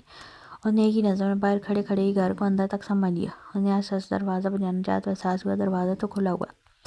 اسے اس حرکت پر غصہ آیا، حالانکہ وہ یہ نہیں جانتا تھا کہ گھر کے اندر کون کون موجود ہوگا۔ یہ کیا طریقہ ہے؟ اس طرح سے دروازہ کھلا کیوں رکھا ہے؟ کوئی بھی اندر آ سکتا ہے، لیکن کوئی بھی آ سکتا تھا تو وہی کیوں نہیں؟ وہ اندر داخل ہوتے ہی دروازے سے ایک سائڈ لگے کنڈے کو ہلکا سا حرکت دیتے بند کر چکا تھا۔ اندر برآمدے کی چار طرف لوہے کی جالی لگی ہوئی تھی اور برآمدے کے اندر کی طرف ہی باقی کے کمرے تھے۔ چھوٹا سا خوبصورت مکان تھا جس میں جگہ جگہ پودے وغیرہ بھی لگائے گئے تھے۔ بالا جالی کے دروازے قریب آ کر رکا اور اندر جھانکنے لگا۔ سامنے 3 کمرے تھے جن کے سامنے نیٹ کے پردے لگے ہوئے تھے، جو شاید اندر چلنے والے پنکھوں سے کافی بلندی تک اڑ رہے تھے۔ کچن سے کچھ برتنوں کی آوازیں آ رہی تھی۔ سامنے والے کمرے میں سے کھڑکی کے پاس ایک وجود لیٹا ہوا نظر آیا تو وہ ہلکے سے قدم بڑھاتا اس کمرے کی طرف جھانکنے لگا۔ صاف ستھرا مکان تھا، زمین پر ٹائلیں لگی ہوئی تھیں، صفائی کا خاص خیال رکھا جا رہا تھا۔ اس نے اندر کمرے میں جھانکا تو ایک وجود بستر پر شاید گہری نیند میں ڈوبا ہوا تھا۔ اس نے اندازہ لگایا وہ کوئی عورت تھی جو کافی فربا جسم کی مالک تھی۔ کمرے کے اندر چھوٹا سا دروازہ تھا جو اس وقت کھلا ہوا تھا، وہاں پر بھی اسی طرح سے پردہ لگایا گیا تھا۔ شاید اندر کوئی اسٹور کا سامان پڑا ہوا تھا، کیونکہ اسے باہر سے کچھ لوہے کے بکسے وغیرہ نظر آ رہے تھے۔ وہ پلٹ کر اسی طرح دوسرے کمرے میں جھانکنے لگا، حالانکہ جہاں سے کچن سے آواز آ رہی تھی اس طرف وہ نہیں گیا۔ دوسرا کمرہ بھی کافی صاف ستھرا تھا۔ سامنے ڈبل بیڈ بھی بچھا ہوا تھا، سائڈ پر صوفہ پڑا ہوا تھا، اوپر انسپیکٹر اکرم کی تصویر لگی تھی۔ وہ اندازہ لگا چکا تھا کہ یہ کمرہ انسپیکٹر اکرم کا ہی ہے۔ وہ اس کمرے سے نکلتے ہوئے اگلے کمرے کی طرف آیا تو سامنے زمین پر بچھے قالین خوبصورت تھا۔ یہ کمرہ باقی کمروں سے کافی بڑا تھا۔ کچھ چارپائیوں کو ترتیب کے ساتھ رکھا گیا تھا، جبکہ ایک طرف صوفہ تھا۔ اندازہ وہ کہ شاید وہ کوئی بیٹھک وغیرہ تھی، کیونکہ اس کا دروازہ باہر گلی کی طرف بھی کھول رہا تھا، جو اس وقت پوری طرح خاص سے اندر سے بند تھا۔ وہ باہر نکلتے ہوئے ایک ہی نظر میں پورے کے پورے برآمدے کو بھی دیکھ چکا تھا، جہاں پر چارپائیاں لگی ہوئی تھیں، اوپر خوبصورتی سے چادریں بچھائی گئی تھیں، جالی کے ساتھ ساتھ پودے رکھے ہوئے تھے۔ باہر کی طرف جن سے نکلتی بیلیں جالی کو بھی کور کر رہی تھیں۔ گھر اسے کافی پسند آیا تھا۔ رباب کا ہو چکا سسرال اور اس کا ہونے والا سسرال کافی خوبصورت تھا۔ گھر چھوٹا سا تھا، لیکن خاص توجہ اور محنت سے اس چھوٹے سے مکان کو خوبصورتی سے نکھار دیا گیا تھا۔ اب اس کے قدم کچن کی طرف بڑھے تھے، جہاں برتنوں کی آوازیں آ رہی تھی۔ کیا پکا رہی ہو؟ بالا اچانک کچن میں داخل ہوا اور بولا۔ بیلا جلدی میں کھانا بنانے میں مصروف تھی۔ وہ گھبرا کر اسے دیکھنے لگی اور فوراً اپنا دوپٹہ سر پر رکھا۔ اس کی حیرت کی انتہا نہ رہی، اس کی آنکھیں حیرت سے پھیل گئیں۔ آپ یہاں کیا کر رہے ہیں؟ بیلا نے پریشانی سے پوچھا۔ بالا اپنی آنکھوں کے علاوہ پورا چہرہ چھپائے ہوئے تھا، صرف اس کی آنکھیں نظر آنی تھی۔ بس تمہیں ڈھونڈتے ڈھونڈتے یہاں آ گیا، میرے ہاتھ پہ چوٹ لگی تھی، دیکھو کتنا گہرا ہے۔ بالا نے اپنا پٹی بندھا ہاتھ اس کے سامنے کیا۔ اسپتال گیا تو پتہ چلا تم تو آئی ہی نہیں، تو پھر تمہارے گھر آنا پڑا اپنی پٹی بندھوانے کے لیے۔ کیا اپنی پٹی بندھوانے کے لیے میرے گھر تشریف لے آئے ہیں؟ وہاں اسپتال میں آپ کو کوئی ڈاکٹر نظر نہیں آئی؟ بیلا نے غصے سے پوچھا۔ اسے یقین نہیں آ رہا تھا وہ اس کے پیچھے یہاں تک آ گیا۔ ڈاکٹر تو بہت ساری تھی، مجھے ڈاکٹر بیلا نظر نہیں آئی، اور تمہیں میں پہلے ہی بتا چکا ہوں نا، مجھے صرف ڈاکٹر بیلا سے ہی مطلب ہے۔ اب اتنے زخم خود کو میں ڈاکٹر بیلا کے لیے لگاتا ہوں اور ایری گیری ڈاکٹر کے لیے نہیں۔ اس کی بات سن کر بیلا کا منہ کھلا رہ گیا۔ خوشبو بڑے مزے کی آ رہی ہے۔ بنا کیا رہی ہو تم اچھا کھانا بھی بنا لیتی ہو؟ خوشبو سے اندازہ ہو رہا ہے تم نے کچھ مزے کا بنایا۔ چلو پہلے پٹی باندھو، پھر کھاتا ہوں تمہارے ہاتھ کا کھانا۔ بالا کچھ زیادہ ہی فری ہو رہا تھا، وہ جیسے اپنا حق جما رہا ہو۔ بیلا اسے غصے سے گھور رہی تھی، لیکن اس کی حالت دیکھ کر کچھ کہہ نہیں پا رہی تھی۔ اس کے چہرے پر الجھن اور پریشانی کے آثار نمایاں تھے۔ Shut up! آپ یہاں اندر کیسے آئے؟ دروازہ تو بند تھا، آپ میرے گھر کے اندر کیوں آئے ہیں؟ بیلا اس کے سائڈ سے نکلتے ہوئے کچن سے باہر نکلنے کی کوشش کر رہی تھی۔ وہ اس چھوٹے سے کچن میں اس کے ساتھ کھڑے رہتے ہوئے بہت انکمفرٹیبل فیل کر رہی تھی، جسے فیل کر کے بالا خود ہی پیچھے ہٹ گیا۔ میں یہاں کھلے دروازے سے اندر آیا ہوں اور تم اتنی بیوقوف لڑکی ہو، تمہاری والدہ شاید اندر سو رہی ہیں اور تم یہاں کچن میں کام کر رہی ہو۔ دروازے تم نے دونوں کھول کے رکھے ہوئے ہیں۔ بالا نے اسے گھورتے ہوئے بولا۔ کم سے کم دروازہ تو بند کر دیتی، تمہارے بیوقوف انسپیکٹر بھائی نے تمہیں اتنا نہیں سمجھایا کہ دروازہ بند کر دیتے ہیں؟ غلطی بیلا کی تھی، لیکن وہ ہوتا کون تھا اسے سدھارنے والا؟ بھائی نے مجھے کہا تھا دروازہ بند کرنے کے لیے، میں نے سوچا بس یہ کام ختم کر کے بند کر دوں گی، مجھے کیا پتا تھا آپ جیسے بن بلائے مہمان آ کر ٹپک جائیں گے۔ نکلیے میرے گھر سے، آپ کو جو بھی کروانا ہے اسپتال آ کر کروائیں، میں یہاں آپ کی کوئی پرسنل ڈاکٹر نہیں ہوں۔ جو آپ وہ ابھی بول ہی رہی تھی جب اچانک ہی بالا اس کے قریب آتا، اسے دیوار کے ساتھ لگاتے ہوئے اس کے دونوں ہاتھ دیواروں پر رکھ چکا تھا۔ بیلا کا سانس حلق میں اٹک گیا۔ تم میری پرسنل ڈاکٹر ہو، تبھی تو صرف تمہارے پاس آتا ہوں، اور ایک بات کان کھول کر سن لو، مجھے بے احتیاطی پسند نہیں۔ تمہارا بھائی کیا کہتا ہے تمہیں کیا نہیں، میرا اسے کوئی لینا دینا نہیں ہے، لیکن آج کے بعد یہ دروازہ اس طرح سے کھلا ہوا نہیں ہونا چاہیے، میرے لیے بھی نہیں۔ بالا کی آواز میں ایک سختی تھی، اس کی آنکھوں میں گہری نظر تھی۔ اور مجھے کوئی شوق بھی نہیں ہے یہاں زیادہ دیر وقت برباد کرنے کا، جلدی سے پٹی کرو میری اور جو بنایا وہ کھلاؤ، مجھے بھی جانا ہے، کام ہے، مجھے کام ہے تو جا کر کام کیجیے اور نکلیے میرے گھر سے، آپ اس طرح سے میرے گھر میں نہیں آ سکتے۔ وہ اس کی بات کو اہمیت نہیں دے رہی تھی، اس کی آنکھوں میں غصہ تھا۔ لگتا ہے تم نے سنا نہیں، میں نے کہا پٹی باندھو، بالا نے دھاڑتے ہوئے کہا۔ اس کی آواز میں اب حکم تھا۔ بیلا اسے دیکھ کر کانپ گئی۔ آواز کم رکھیں، آپ میرے گھر میں آ کر آپ مجھ پر اس طرح چلا نہیں سکتے۔ بیلا ایک لمحے کے لیے گھبرا کر پیچھے ہٹی اور دروازے کی طرف دیکھنے لگی تھی۔ اس کی امی اندر سو رہی تھی اور دوائی کھا کر اس وقت آرام کرتی تھی۔ اگر وہ جاگ جاتی تو ان کی نیند پوری طرح سے خراب ہوتی، وہ بہت بیمار تھی۔ پٹی باندھو، آواز بھی کم ہو جائے گی اور میں بھی یہاں سے چلا جاؤں گا۔ بالا دھمکی دیتے ہوئے وہیں بائیں صوفے پر پھیل کر بیٹھ گیا تھا۔ اس کی آنکھوں میں ایک فاتحانہ چمک تھی۔ اب بیلا کو ڈر لگ رہا تھا، اگر کوئی اس طرح سے آ جاتا اور اس غیر انسان کو گھر میں دیکھ لیتا تو بے شک اس کی والدہ گھر پر تھی، لیکن ان کی کنڈیشن ایسی نہیں تھی کہ وہ صورتحال کو سنبھال پاتی، اور وہ کیا جواب دیتی کہ وہ کون تھا، یہاں کیوں آیا تھا۔ وہ پریشانی سے کمرے میں گئی اور فوراً ہی فرسٹ ایڈ باکس لے کر آئی۔ اس نے اتنے جارحانہ انداز میں پٹی کرنی شروع کی جیسے اس کا ہاتھ ہی اکھاڑ کر اس کے ہاتھ میں دے دے گی۔ اس کی ہاتھ کا دباؤ بتانا چاہ رہا تھا کہ وہ کتنی ظالم ہے، جبکہ اس کے انداز پر بالا مسکراتے ہوئے خوشی سے پٹی بندھوا رہا تھا، جیسے اپنا ہاتھ توڑوانے کے لیے یہاں آیا ہو۔ اس کی آنکھوں میں ایک شرارتی چمک تھی۔ ہو گئی پٹی، اب نکلیے یہاں سے۔ بیلا پٹی باندھتی ہوئی غصے سے اسے دیکھ کر بولی۔ اس کے ہاتھ پر کافی گہرا نشان تھا، کم سے کم 2 ٹانکے تو لگنے تھے اسے، لیکن اس نے نہیں لگائے تھے کیونکہ اسے یہاں سے جلدی بالا کو بھیجنا تھا۔ ٹھیک ہے پہلے کھانا کھا لوں، تمہارے ہاتھ کا کھانا کھا کر جاؤں گا، وہ بڑے مزے سے کہہ کر اپنے سر سے کپڑا کھول کر ایک طرف رکھ چکا تھا۔ اس کا چہرہ پوری طرح اس کے سامنے آ چکا تھا۔ وہ پہلی دفعہ بالا کا چہرہ دیکھ رہی تھی، جبکہ بیلا کی نگاہیں اس کے چہرے پر جم سی گئی تھی۔ اس کی آنکھوں میں حیرت اور کچھ اور ہی تھا جو وہ سمجھ نہیں پا رہی تھی۔ رباب میری بچی کیا ہو گیا تجھے؟ اس طرح سے خاموش کیوں رہنے لگی ہے؟ اب تو اکرم بھی تیرے ساتھ ٹھیک ہے؟ تقریباً 11 ساڑھے 11 کے قریب اکرم رباب کو لینے کے لیے آ گیا۔ اس کی گاڑی کا ہارن گاڑی کے باہر گونجا تو رباب نے چادر سنبھالی۔ وہ ہلکی پھلکی تیاری کر رہی تھی، بالکل خاموشی سے تیار ہو چکی تھی۔ اس کے چہرے پر کوئی تاثر نہیں تھا، جیسے پتھر کی مورت بن چکی ہو۔ اس کی آنکھیں خالی تھیں، ان میں ایک گہری ویرانی چھپی تھی جو اس کے دل کی بے چینی کا پتہ دے رہی تھی۔ تائی امی نے اسے دیکھا تو ان کا دل کٹ کر رہ گیا۔ ان کی ہنستی کھیلتی بیٹی نہ جانے کیا ہو گئی تھی۔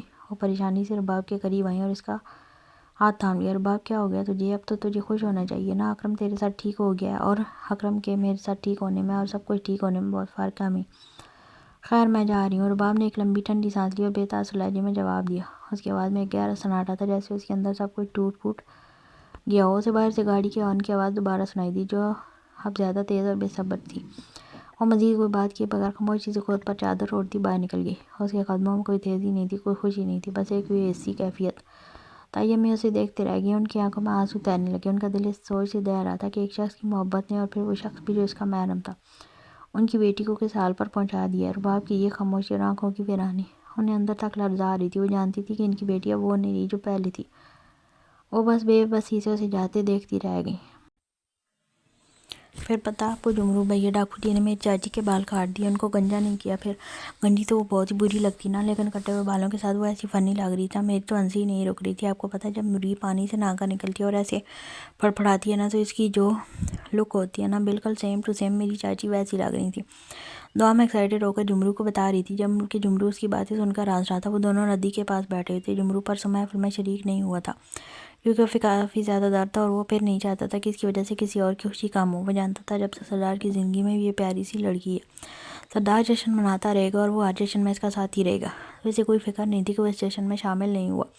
لیکن اب جس طرح دعا میں ایکسائٹیڈ ہو کر اسے بتا رہی تھی کہ اس کے تایا چچا اور چاچی بھی شامل تھے، ان کی حالتیں کیا تھی، جمرو کو تو ایک بہت ہی اہم جشن مس کرنے کا افسوس ہونے لگا۔ اچھا چھوڑو بھابھی، تم یہ بتاؤ کہ تمہاری کیری ملی یا نہیں؟ جمرو نے اچانک اسے غم یاد کروایا تو وہ منہ بنا گئی۔ نہیں ملی نا، وہ گم ہو گئی، میں نے ہر جگہ ڈھونڈی، مجھے نہیں ملی۔ خیر آج میں نے بالا کو بھائی کو زبردستی بھیجا ہے، جائیے شہر اپنے ڈاکٹر سے مل کر آئیے، پھر دیکھیے گا کیسے کیریوں کی لائن لگتی ہے میرے آگے۔ ان کے پاس کہانی ہوگی جیسے سنانے کے لیے انہیں ایک بندہ چاہیے ہوگا، اور بندہ تو کیری کے بغیر ہاتھ نہیں آئے گا نا۔ وہ اپنا ہاتھ آگے کرتے ہوئے بولی تو اس کے دماغ پر جمرو نے ہلکی سی چپیڑ رسید کی۔ اسی دوران سردار بھی وہیں ندی کے پاس آ گیا۔ بالا کو تم نے کہیں پر بھیجا ہوا ہے؟ یہاں قبیلے میں کتنے کام پڑے ہیں، اور وہ شہر گیا ہوا ہے۔ میرو سے پوچھا تو وہ کہتا ہے تمہیں بتا کر گیا۔ سردار سیدھا اس کے سر پر سوار ہوا، اس کی آواز میں جھنجھلاہٹ تھی۔ ہاں تو وہ پیار کرتے ہیں ڈاکٹر سے، ان سے ملنے کے لیے بےتاب تھے۔ اب تو ظالم سماج بن گیا ان کے لیے، ڈاکو جی انہیں بھی موقع دیا جانا چاہیے نا اپنی جانوں سے ملنے کے لیے، خبردار جو ان کے پیار کے دشمن بنے۔ دعا منہ بنا کر بولی تو جمرو مسکراہٹ چھپا گیا۔ یہاں وہ بے شک اس کے پیار کی گواہیاں دے رہی تھی، حقیقت میں تو اسے بس کیریوں سے مطلب تھا جو بالا نے واپس آ کر اسے دلانی تھی۔ یہ بستر پر پڑا ہے، وہ شہر چلا گیا، اب کام کون کرے گا؟ اور تو زیادہ بستر مت سنبھال، ڈاکٹر نے کہا، ہلکی پھلکی چہل قدمی کرنی شروع کر۔ سردار نے جمرو کو گھورتے ہوئے کہا، جو چھپ چھپ کر مسکرا رہا تھا۔ ویسے بھی آج رات میں بڑی ڈکیتی پر جا رہا ہوں۔ وہ وہیں بیٹھتے ہوئے اچانک اسے بتانے لگا تو جمرو نے ذرا حیرت سے اسے دیکھا۔ اس کے چہرے پر ایک لمحے کے لیے پریشانی آئی تھی، جو سردار نے بھی نوٹ کی تھی۔ لیکن سردار، اس ڈکیتی کے لیے تو پلاننگ چاہیے نا، اور پھر تم نے کہا تھا جب تک میں تمہیں خبردار نہ کروں تب تک تم نہیں کرو گے۔ جمرو پریشانی سے بولا، کافی زیادہ فکر مند لگ رہا تھا، جبکہ تمام صرف ان کی باتیں سن رہی تھی۔ اسے سمجھ کچھ نہیں آ رہا تھا۔ ہاں لیکن جمرو کی پریشانی اسے ضرور پریشان کر رہی تھی۔ یہ بہت خطرناک ہے سردار، جمرو نے ایک بار پھر روکنے کی کوشش کی۔ ان بچیوں کی زندگی سے زیادہ مجھے کسی چیز کی پرواہ نہیں ہے۔ سردار اس کی بات کاٹتے ہوئے اٹھ گیا۔ اس کی آواز میں عزم تھا، جبکہ دعا نے صرف ایک ہی لفظ سنا تھا، خطرہ۔ اس کے دل میں ایک انجانا سا خوف بیٹھ گیا۔ بالا کا چہرہ مکمل طور پر بیلا کے سامنے تھا۔ جو نقاب اس نے اپنے چہرے پر ڈال رکھا تھا وہ ہٹ چکا تھا، اور بیلا کی نگاہیں اس کے چہرے پر جم سی گئی تھی۔ اس کی آنکھوں میں حیرت تھی، اور ساتھ ہی کچھ ایسا بھی جسے وہ سمجھ نہیں پا رہی تھی۔ بالا نے اپنے پردے کو اٹھایا اور ایک طرف رکھ دیا۔ اس کے چہرے پر ایک فاتحانہ مسکراہٹ تھی۔ بیلا بے اختیار اس کا چہرہ دیکھنے لگی تھی۔ بالا کا چہرہ ایسا تھا جسے قدرت نے بڑی فرصت سے تراشا ہو، ہر زاویہ، ہر خط ایسا جیسے کسی ماہر فنکار کے کینوس پر ابھرا ہو۔ اس کی آنکھیں جو گہرے سمندر کی مانند تھیں، جن میں کبھی شرارت کے ستارے چمکتے تھے اور کبھی گہری سوچ کے بھنور۔ ان آنکھوں میں ایک ایسی کشش تھی جو دیکھنے والے کو اپنی گرفت میں لے لیتی تھی۔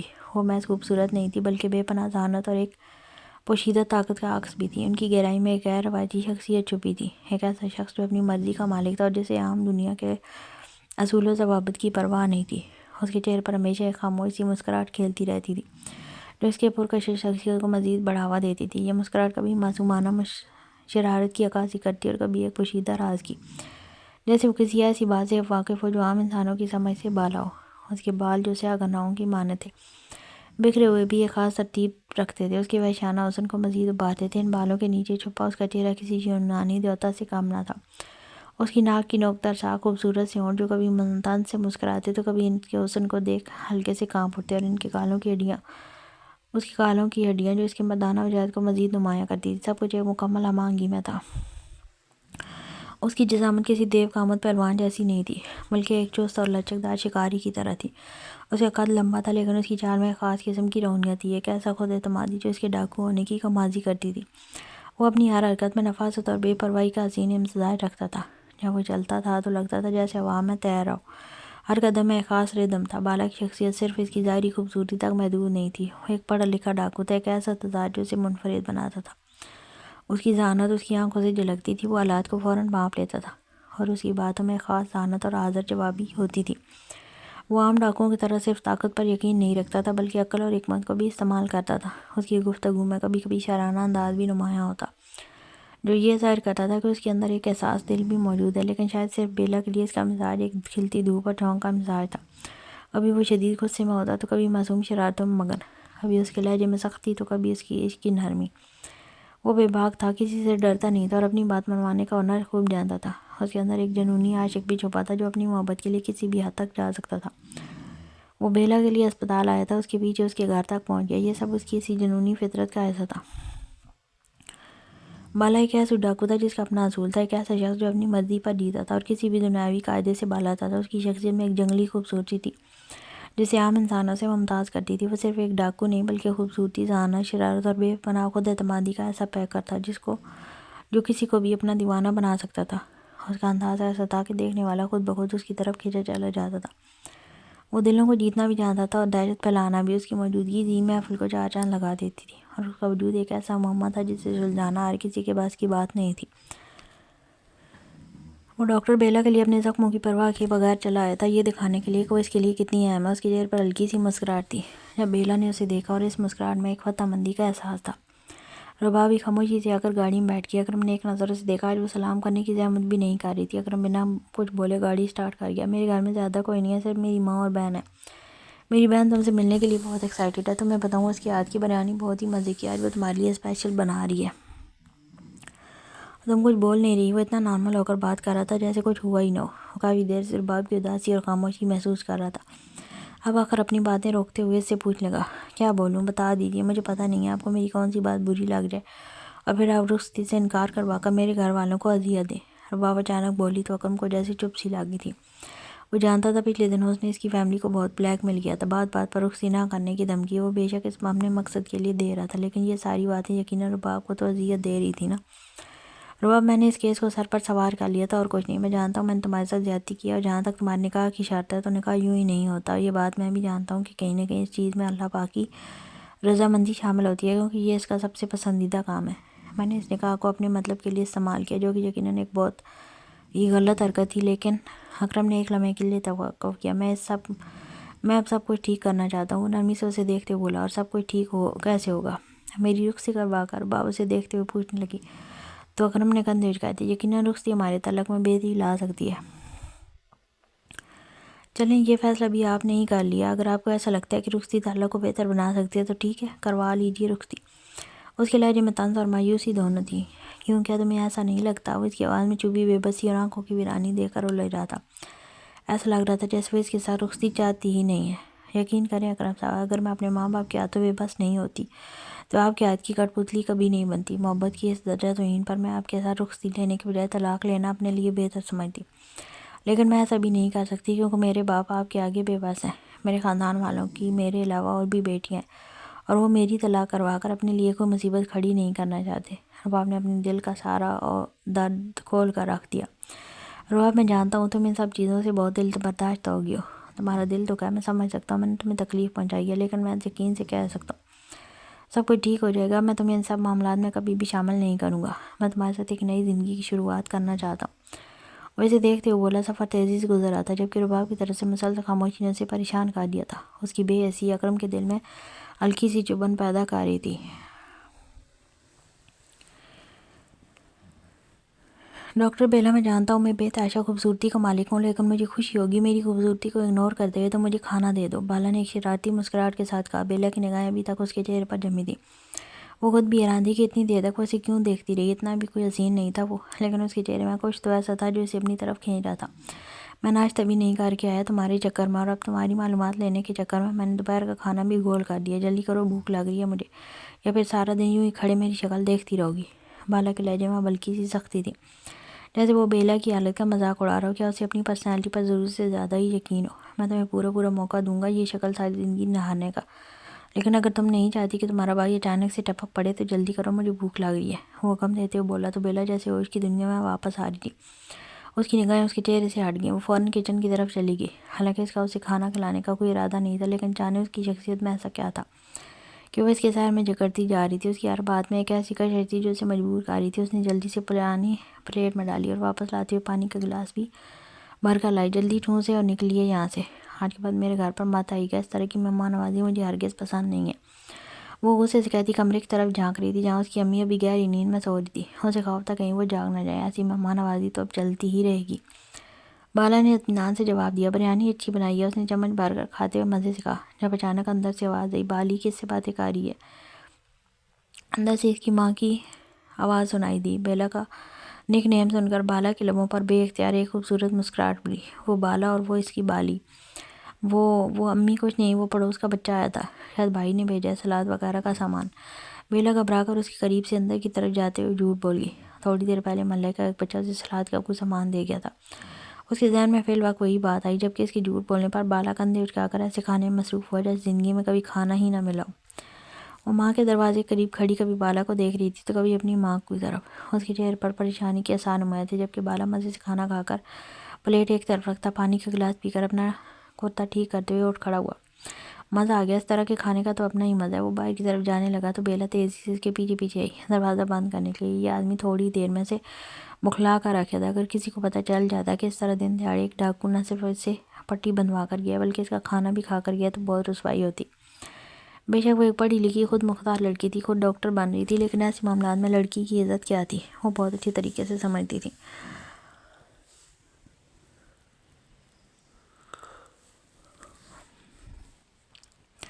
اور پھر وہ اتنے کوئی اثر و رسوخ والے بھی نہ تھے کہ لوگوں کا منہ بند کر پاتے۔ آئندہ یہ دروازہ اس طرح سے کھلا ہوا نہیں ہونا چاہیے، اور کھانا اچھا بناتی ہو، آتا رہوں گا کھانے کے لیے، وہ کہہ کر باہر نکل گیا، جبکہ بیلا نے غصے سے دروازہ بند کرتے ہوئے سکون کی سانس لی۔ ہاں تو میں تمہیں دوں گی نا، اب بھیا سے پھینٹی نہ کروا دی تو میرا نام بھی ڈاکٹر بیلا اکرم ملک نہیں۔ گاڑی ایک گھر کے باہر رکی، چھوٹا سا گھر تھا لیکن کافی خوبصورت لگ رہا تھا۔ اکرم نے ہارن بجایا تو ایک لڑکی تیزی سے نکلتے ہوئے بڑا گیٹ کھول چکی تھی۔ اکرم نے گاڑی اندر داخل کی، جبکہ رباب کا سارا دھیان اس لڑکی کی طرف تھا۔ وہ بہت پرجوش لگ رہی تھی۔ امی دیکھیے آپ کی بہو رانی آ گئی ہے، ہٹیے ریحان بھائی، آپ سے بعد میں ملوں گی، پہلے بھابھی سے۔ ریحان جو مسکراتے ہوئے اپنی بہن کی ایکسائٹمنٹ دیکھ رہا تھا، اس کی بات سن کر ہلکا سا مسکرایا۔ وہ بہت تیزی سے رباب کی طرف آتی اس کے ساتھ لگی، جبکہ رباب بھی اس لڑکی کی ایکسائٹمنٹ دیکھ کر مسکرا دی تھی۔ اس کے چہرے پر ایک ہلکی سی مسکراہٹ آئی تھی جو کافی دنوں بعد نظر آئی تھی۔ آپ میری بھابھی ہیں، اللہ اللہ کتنی خوبصورت ہیں آپ بہت پیاری ہیں ماشاءاللہ، امی آپ سے مل کر بہت خوش ہوں گی۔ اس کی آواز میں سچی خوشی اور تعریف تھی۔ ارے سائڈ ہٹیں ریحان بھائی، آپ تو وہی پرانی شکل لے کر آئے ہیں، مجھے وی آئی پی بندے کو اندر لے جانے دیں۔ وہ اکرم کو پیچھے کرتے ہوئے رباب کو بھی اندر داخل ہو گئی۔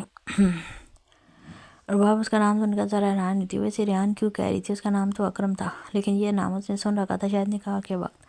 وہ اس چھوٹے سے گھر میں داخل ہوتی سامنے والی کمرے میں آئی تھی، جہاں ایک عورت بستر پر لیٹی ہوئی تھی۔ ان کے چہرے پر ایک شفیق سی مسکراہٹ تھی اور آنکھوں میں ممتا کی چمک۔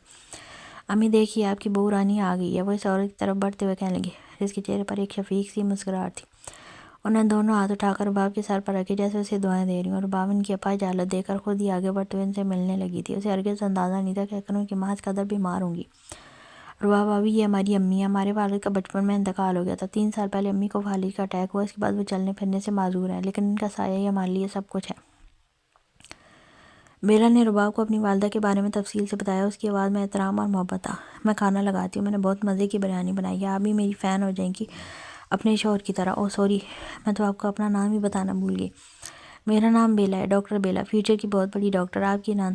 وہ بہت ایکسائٹیڈ تھی، اس کی آنکھوں میں ایک چمک تھی اور چہرے پر مسکراہٹ جو اس کے پرجوش انداز کو نمایاں کاری تھی۔ باقی پہلے میں آپ کو اپنے ہاتھوں کا جادو دکھا دوں، پھر میں آپ کو پورا گھر دکھاؤں گی۔ اتنی جلدی کھانا؟ پہلے تو مجھے گھر دکھا دو، پھر تمہارے ذاتوں کا ذائقہ چکھتے ہیں۔ رباب مسکرا کر بولی۔ اسے بیلا کا یہ آئیڈیا برا نہیں لگا تھا۔ رباب کے چہرے پر پہلی بار اتنی خوشی اور سکون نظر آیا تھا۔ اسی دوران اکرم بھی انہیں ایک دوسرے میں مگن دے کر اپنی ماں کے پاس بیٹھ گیا۔ اس نے اپنی ماں کا ہاتھ تھاما اور ان سے پوچھا، جی تو کیسی ہے آپ کی وہ؟ پسند آئی ہے آپ کو؟ امی مسکرا دیں، ان کے چہرے پر اطمینان کا تاثر تھا اور آنکھوں میں پیار۔ بہت پیاری ہے ماشاءاللہ، اب خبردار جو اس کا دل دکھایا، بہت پٹے گا تو میرے ہاتھوں۔ اتنی معصوم لڑکی کو اداس کر دیا۔ وہ ناراضگی سے بولی، ان کی آواز میں سختی تھی۔ اکرم آہستہ سے ان کے ساتھ ہی سرانے پر سر رکھ گیا۔ یقیناً وہ انہیں رباب اور اس کی فیملی سے متعلق ساری تفصیلات بتا چکا تھا۔ اب ناراض تو نہ ہونا، نہیں دکھاؤں گا آپ کی بہو کا دل، بہت خوش رکھوں گا اسے، بس بات کر لیا اس کی فیملی والوں سے، وہ رخصتی جلد سے جلد کرنا چاہتے ہیں۔ اکرم نے مسکراتے ہوئے خوشخبری سنائی تو وہ بھی خوش ہو گئے۔ ان کے چہرے پر ایک بڑی سی مسکراہٹ پھیل گئی۔ ساری تیاری مکمل ہے، کوئی کمی نہیں رہنی چاہیے، آج رات ہر حال میں نکلنا ہے اس ڈکیتی پر۔ وہ کمرے میں داخل ہوا تو فون پر مصروف تھا، یقیناً بالا سے بات ہو رہی تھی جو شہر سے واپسی کے سفر پر تھا۔ ہاں سردار صاحب تیار ہے، لیکن مجھے یہ کام خطرناک لگ رہا ہے، ہمیں کچھ اضافی معلومات کر لینی چاہیے، مجھے لگ رہا ہے ہمیں وہاں ایک دفعہ اپنے کسی خبری کو بھیج کر انفارمیشن لے لینی چاہیے۔ نہیں، جمرو کے سوا کسی پر اعتبار نہیں ہے، اور ویسے بھی وہ اس وقت ایسی حالت میں نہیں ہے کہ ہم اسے وہاں پر بھیج سکیں۔ فکر کی کوئی ضرورت نہیں، میں سب کچھ سنبھالوں گا، ابھی ہمیں رات کی ڈکیتی پر فوکس کرنا ہوگا، آج ہر حال میں نکلنا ہے۔ اس کی آواز حد درجہ دبی ہوئی تھی، جیسے دیواروں کو بھی سننے کا شک ہو، اور کمرے کے ایک کونے میں دعا نماز پڑھنے میں مصروف تھی۔ نماز مکمل کر کے جب اس نے دعا کے لیے ہاتھ اٹھائے، سردار اب بھی فون پر بات کر رہا تھا۔ دماغ خراب ہے کیا؟ سمجھ نہیں آ رہا، پرسوں 7 تاریخ ہے اور اس سے پہلے ہمیں وہ پیسہ اسپتال پہنچانا ہے، چاہے میری جان چلی جائے مجھے کوئی پرواہ نہیں بالا، مجھے بس پیسہ وہاں پہنچانا ہے کسی بھی حالت میں، اور بس۔ اچانک اس کا جملہ دعا کے کانوں پڑا اور دعا کے لیے اٹھے ہاتھ ایک لمحے کو لرز گئے۔ کیا وہ واقعی اتنی خطرناک ڈکیتی پر جا رہا تھا جہاں جان کا خطرہ ہو سکتا تھا؟ تم قبیلے اور رستے میں مجھے مشورہ دینے کی ضرورت نہیں۔ فون بند کرتے ہوئے وہ بستر پر پھینکتا قمیض کے بٹن کھولنے لگا۔ دعا مجھے خاموشی سے دیکھ رہی تھی۔ ڈاکو جی، یہ کس ڈکیتی پر جا رہے ہیں آپ جہاں اتنا زیادہ خطرہ ہے؟ اس نے اپنی دعا مکمل کرتے ہوئے اپنی جگہ چھوڑی اور اس کے قریب آ کر اپنی ساری دعاؤں کے اثار میں اسے رکھتے ہوئے اس کے چہرے پر پھونک مار دی۔ اس کی مہک پر بے ساختہ مسکرا دیا، لیکن چہرے پر ایک لمحے کو گمبھیر سایہ سا لہرایا۔ ارے کوئی خطرہ نہیں ہے سجن سنگھ، یہ تو بہانے مار رہا ہے، بالا تو بگڑتا ہی جا رہا ہے، جمرو کی چوٹ کے بعد تو جیسے کام سے بھاگنے کی عادت سی ہوگی اسے، اور ویسے بھی جس کے پاس اتنی خوبصورت دعائیں ہوں اسے کیا ہو سکتا ہے؟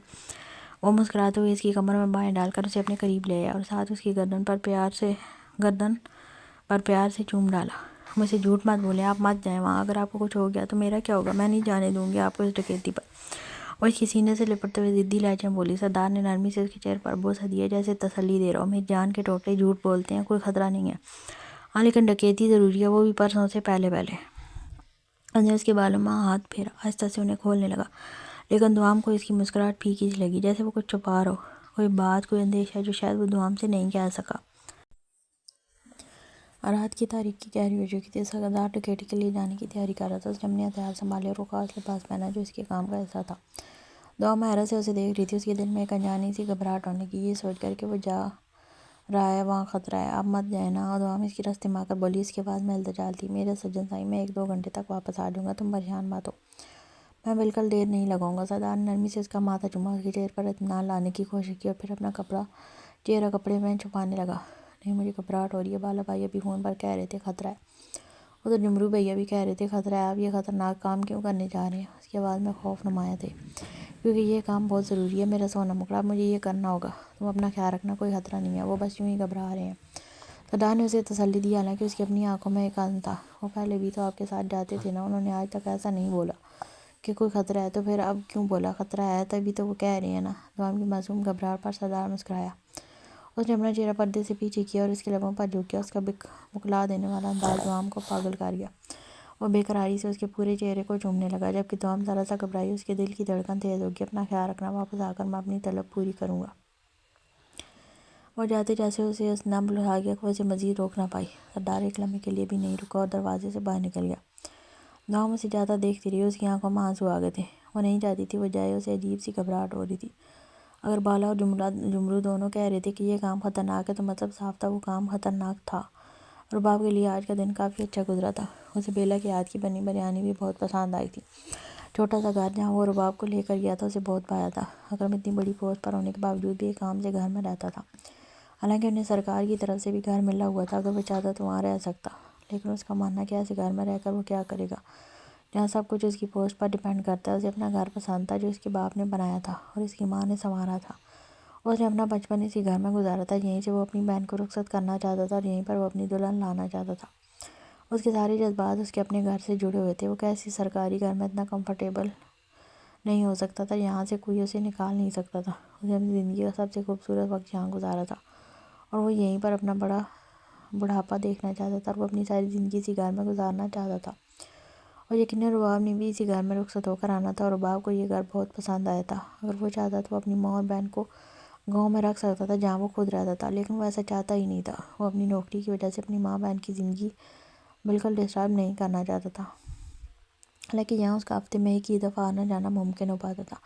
روزانہ وہ افورڈ نہیں کر سکتا تھا، اس کی تنخواہ اتنی نہیں تھی جتنا اس کی گاڑی کے پیٹرول کا خرچہ ہو جاتا تھا۔ گاؤں سے شہر تک اس کے لیے اس نے ایک ہی دن مقرر کر رکھا تھا چھٹی کا گھر آنے کے لیے، اور اس چیز کی تفصیل بھی اسے بیلا نے نہیں بتائی تھی۔ وہ تو شکر کر رہی تھی کہ رخصتی ہو جائے گی تو اس کا بھائی گھر پر نظر آیا کرے گا۔ بیٹا اسی شہر کے ایک نجی اسپتال میں اپنی ہوم جاب کر رہی تھی۔ وہ دونوں بہن بھائی اپنی زندگی میں کامیابیوں کو سمیٹ رہے تھے۔ اسے ان کا چھوٹا سا گھرانہ بہت اچھا لگا تھا۔ ان دونوں کو کی ماں بالکل چلنے پھرنے سے معذور تھی، یہاں تک کہ ان کا واش روم تک جانا بھی بے حد مشکل تھا، لیکن وہ خود کو ان کے اوپر بوجھ نہیں بنانا چاہتی تھی، اس لیے ویل چیئر کا استعمال کرتی تھی، ورنہ بیلا کے لیے اپنی ہوم جاب اور تعلیم مکمل کرنا کافی مشکل ہو جاتا۔ ریحان نے اپنی ماں کی خاطر محلے کی ایک عورت کو 3 سے 4 گھنٹے کے لیے نگرانی کے لیے رکھا ہوا تھا تاکہ اس کی غیر موجودگی میں کوئی اس کی ماں کے ساتھ ہو۔ ہاں، اس کا نام ریحان ہی تھا، اکرم ان کے والد کا نام تھا، لیکن ڈپارٹمنٹ میں سب لوگ اسے اکرم کے نام سے ہی جانتے تھے کیونکہ وہاں ہمیشہ سر نیم ہی استعمال کیا جاتا تھا اور اسے اپنے باپ کے نام سے جانے پہچانے میں کسی طرح کا کوئی اعتراض نہیں تھا۔ ایک بھرپور دن گزار کر وہ رباب کے ساتھ واپسی کا سفر کر رہا تھا۔ بے شک سارا دن رباب اس کے گھر والوں کے ساتھ خوش رہی تھی، لیکن اس وقت وہ بالکل خاموش تھی اور اس کی یہی خاموشی ریحان کو اچھی نہیں لگ رہی تھی۔ سردار مجھے لگ رہا ہے پولیس ہم پر نظر رکھے ہوئے، اگر رنگے ہاتھوں پکڑے گئے تو مسئلہ بن جائے گا۔ میرا خیال ہے ہمیں کل تک کا صبر کر لینا چاہیے، ہم کوئی پلاننگ کر سکتے ہیں۔ بالا سردار کے ساتھ چلتا ہوا اسے سمجھانے کی کوشش کر رہا تھا۔ اس کی آواز میں فکر مندی تھی، لیکن سردار آج کچھ بھی سننے اور سمجھنے کی حالت میں نہیں تھا۔ اسے ابھی اسپتال سے فون آیا تھا کہ رقم فوری طور پر جمع کروانی ہے۔ ان کا پلان تو پہلے سے ہی تیار تھا کہ انہوں نے ڈکیتی کہاں کرنی ہے اور کس حالت میں کرنی ہے، لیکن جمرو کو گولی لگنے کی وجہ سے وہ اپنے کام پر زیادہ دھیان نہیں دے پائے تھے۔ یہی وجہ تھی کہ آج انہیں اچانک یہ قدم اٹھانا پڑا تھا۔ وہ جانتے تھے کہ پولیس ان پر نظر رکھے ہوئے، لیکن اس وقت سردار کو کسی چیز کی پرواہ نہیں تھی۔ وہ اس بڑی سی حویلی کی پچھلی سائڈ پر آیا تھا جہاں خاص قسم کے باڈی گارڈز کو چوکیداری پر رکھا گیا تھا۔ ان کا مقصد حویلی اور اس کے اندر موجود خزانے کی حفاظت کرنا تھا، لیکن سردار کے لیے یہ سب کچھ ایک عام سی بات تھی۔ وہ کسی چیز سے ڈرتا نہیں تھا، اس کی آنکھوں میں ایک عزم تھا اور اس کے چہرے پر ارادے کی پختگی نمایاں تھی۔ اس کے قدم تیزی سے بڑھ رہے تھے جیسے وہ کسی بھی رکاوٹ کو خاطر میں نہ لاتا ہو۔ رات کی خاموشی سے ان کی اس پرشکوہ حویلی پر ایک دلسماتی چادر کی طرح پھیلی ہوئی تھی، لیکن اس خاموشی کے پردے کے پیچھے سردار کی موجودگی ایک دبے پاؤں طوفان کی مانند تھی۔ وہ حویلی کی پرپیچ اور تاریک رستوں سے شیر کی طرح اندر سے رک رہا تھا۔ اس کی ہر حرکت اتنی خاموش اور سبک تھی کہ سنگریزے بھی اس کے قدموں کی چال سے بے خبر تھے۔ باہر حویلی کے ارد گرد گھنے درختوں کے سائے تھے۔ سردار کے وفادار گھوڑوں کے ساتھ مستعد کھڑے تھے۔ ان کے گھوڑے خاص تربیت یافتہ تھے۔ زمین پر ان کے ٹاپوں کی دھیمی ترین آہٹ بھی سنائی نہیں دے رہی تھی، گویا ہر سی روح اپنی سانس روکے اس لمحے کا منتظر ہو۔ فضا میں ایک مبہم سا تناؤ تھا جیسے کوئی ناگہانی آفت بس نازل ہونے والی ہو۔ سردار حویلی کے قلب میں پہنچ گیا جہاں اس نے تیز رفتاری سے اپنا کام شروع کر دیا۔ تجوری سے قیمتی سامان نکالنا اس کے لیے روز کا معمول تھا۔ سونا چمک رہا تھا، چاندی دمک رہی تھی اور نوٹوں کی گڈیاں اس کے تھیلے میں بھرتی جا رہی تھیں۔ اس کا ہر عمل پیشہ ورانہ مہارت اور بے رحمی کا مظہر تھا، لیکن اس کی نگاہوں میں کوئی لالچ نہ تھا۔ وہ اس کام کے لیے سوائے بالا کے اپنے ساتھ کسی کو نہیں لاتا تھا، کیونکہ اتنا خزانہ دیکھ کر کسی کے دل میں لالچ آ جا سکتا تھا، لیکن ان کی ڈکیتی کا ایک خاص مقصد تھا اور اس مقصد میں لالچ کو آنے کی اجازت نہ دی۔ جب اس کا کام تمام ہوا اور باہر نکلنے کا تو اسے ایک غیر معمولی چیز کا احساس ہوا۔ ہوا میں ایک مختلف قسم کی بے چینی تھی، ایک ایسی گھبراہٹ جو صرف پولیس کی موجودگی سے ہی پیدا ہو سکتی تھی۔ اس کا شک درست ثابت ہوا، حویلی میں نہ صرف محافظ تھے بلکہ قانون کے رکھوالے بھی طاق میں بیٹھے تھے۔ یہ ایک چال تھا، ایک سوچی سمجھی سازش، لیکن سردار کے چہرے پر کوئی خوف یا پریشانی نہیں تھی۔ اس نے بغیر کسی ہچکچاہٹ کے ساری رقم نکالی اور ساتھ ہی بالا کے حوالے کرتے ہوئے حکم دیا کہ وہ فوری طور پر یہاں سے نکل جائے۔ سردار جانتا تھا کہ واپسی کا راستہ غداروں سے بھرا ہوگا۔ رات کے طریقے میں ایسے بھیڑیے چھپے ہوئے تھے جو ان کا انتظار کر رہے ہوں گے۔ اس نے ایک منصوبہ بنایا۔ وہ واپس حویلی کے پیچھے کی طرف آیا، بالا اور چند دیگر ساتھیوں کو قیمتی سامان کے ساتھ ایک پوشیدہ رستے سے روانہ کیا۔ بالا اسے اس طرح سے چھوڑ کر نہیں جانا چاہتا، لیکن اس کی ایک نگاہ ہی کافی تھی۔ بالا کے لیے بھی اصول برابر تھے، لیکن وہ کسی کو اپنا حکم ڈالنے کی اجازت نہیں دیتا تھا، بے شک سامنے بالا ہی کیوں نہ ہو، اور پھر اتنی بڑی رقم کو اسپتال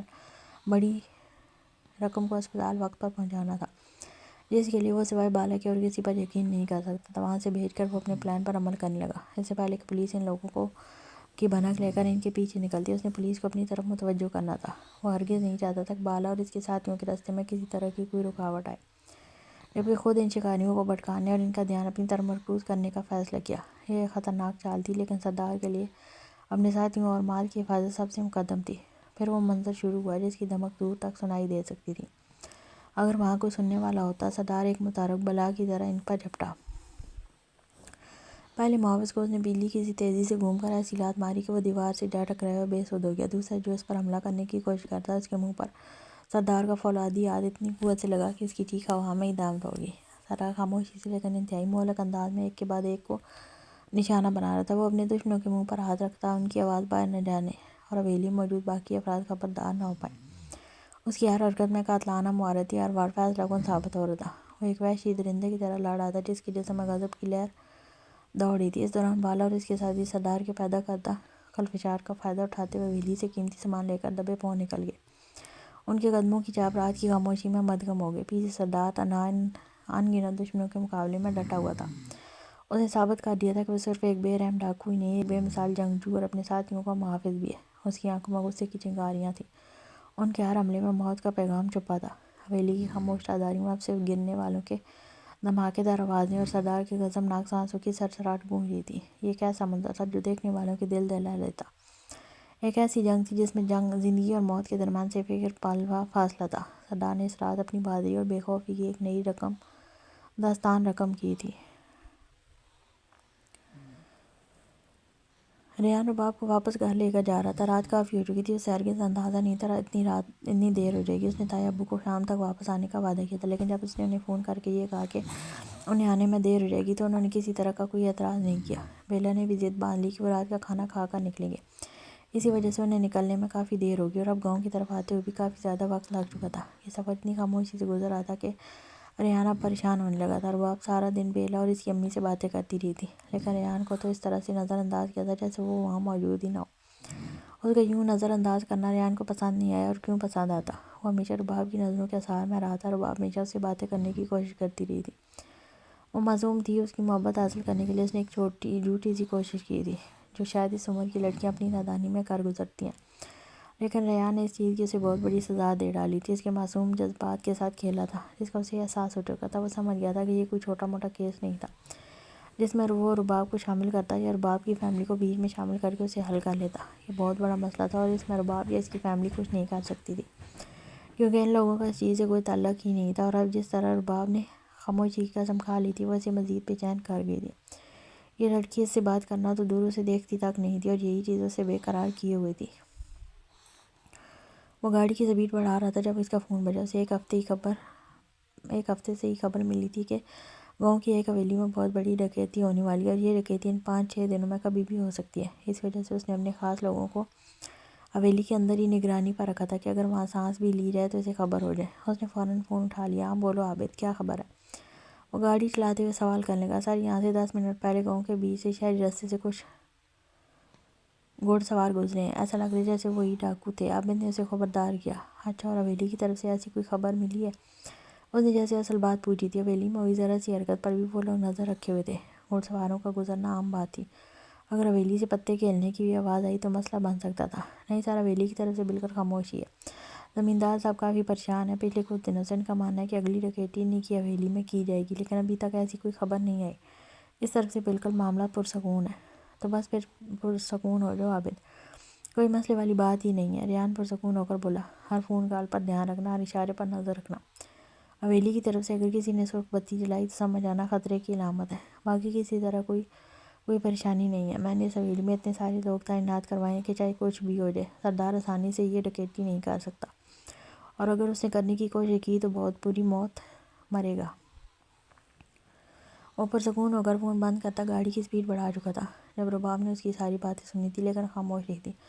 اس کے چہرے پر ابھی بھی وہی بے تاثر خاموشی تھی۔ ویسے رباب میں کیا سوچ رہا تھا؟ ریحان نے فون بند کرنے کے بعد ایک دفعہ پھر سے رباب کی طرف متوجہ ہو کر بات شروع کی۔ زیادہ لمبی چوڑی رسمیں میں نہیں، سادگی سے رخصت کرتے ہیں، ولیمہ بڑے پیمانے پر کروا لوں گا۔ تمہارے گھر والوں کو بھی کوئی مسئلہ نہیں ہوگا، لیکن ایسا نہیں ہے، میں تمہاری خواہش کا احترام نہیں کروں گا۔ اگر تم چاہتی ہو مہندی، مایوں یا اس طرح کی باقی رسمیں کی جائیں تو مجھے اعتراض نہیں ہے، لیکن میرے خیال میں فی الحال تمہارے والد کی حالات ٹھیک نہیں ہیں، تو انہیں کسی امتحان میں نہیں ڈالنا چاہیے۔ ٹھیک ہے، جیسے ہی آپ کی مرضی۔ رباب نے بات ہی ختم کر دی۔ اس کے دل میں خواہش یہیں ختم ہو گئی تھی تو کیا فرق پڑتا تھا، کوئی رسم ہو یا نہ ہو۔ اگر یہ سب کچھ عام حالات میں ہوتا تو یقیناً وہ ہر چیز پر بہت شور مچاتی، کسی چیز کی پرواہ نہ کرتی۔ تم ایسا کرنا، کل صبح تیار رہنا، میں تمہارے والد سے بات کر لوں گا، ہم دونوں شاپنگ پر جائیں گے۔ بلکہ ایسے کروں گا، تمہیں گھر چھوڑ جاؤں گا، تم بیلا کے ساتھ شاپنگ پر چل جانا، تمہیں رخصتی کے لیے جو ڈریس پسند آئے لے لینا۔ میں چاہتا ہوں تمہاری شادی کا جوڑا میری طرف سے ہو۔ اس کی آواز میں اب نرمی تھی۔ میں اسی ہفتے رخصتی چاہتا ہوں۔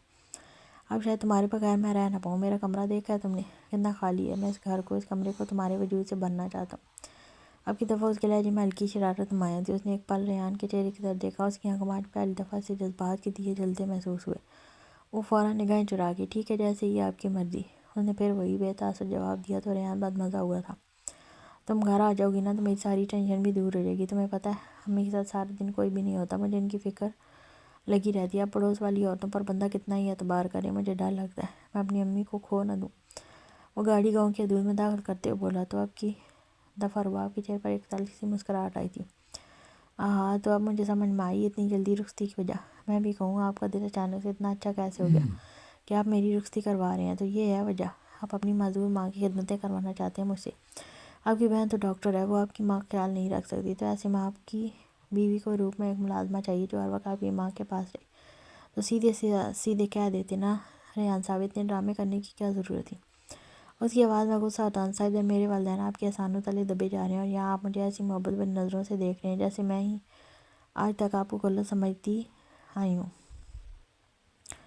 رباب، یہ تم کیا کہہ رہی ہو؟ ایسا ہرگز نہیں ہے، نہ ہی میری سوچ ایسی ہے۔ میں بس ایک عام سی بات کر رہا ہوں کہ تمہارے ہونے سے میرے لیے آسانی ہو جائے گی۔ میرا مطلب ہرگز وہ نہیں ہے جو تم سوچ رہی ہو۔ میں تمہیں نوکرانی بنا کر نہیں بلکہ اپنی بیوی بنا کر لے جا رہا ہوں۔ ریحان نے گاڑی باہر روکتے ہوئے خود کو سخت الفاظ بولنے سے روکا تھا۔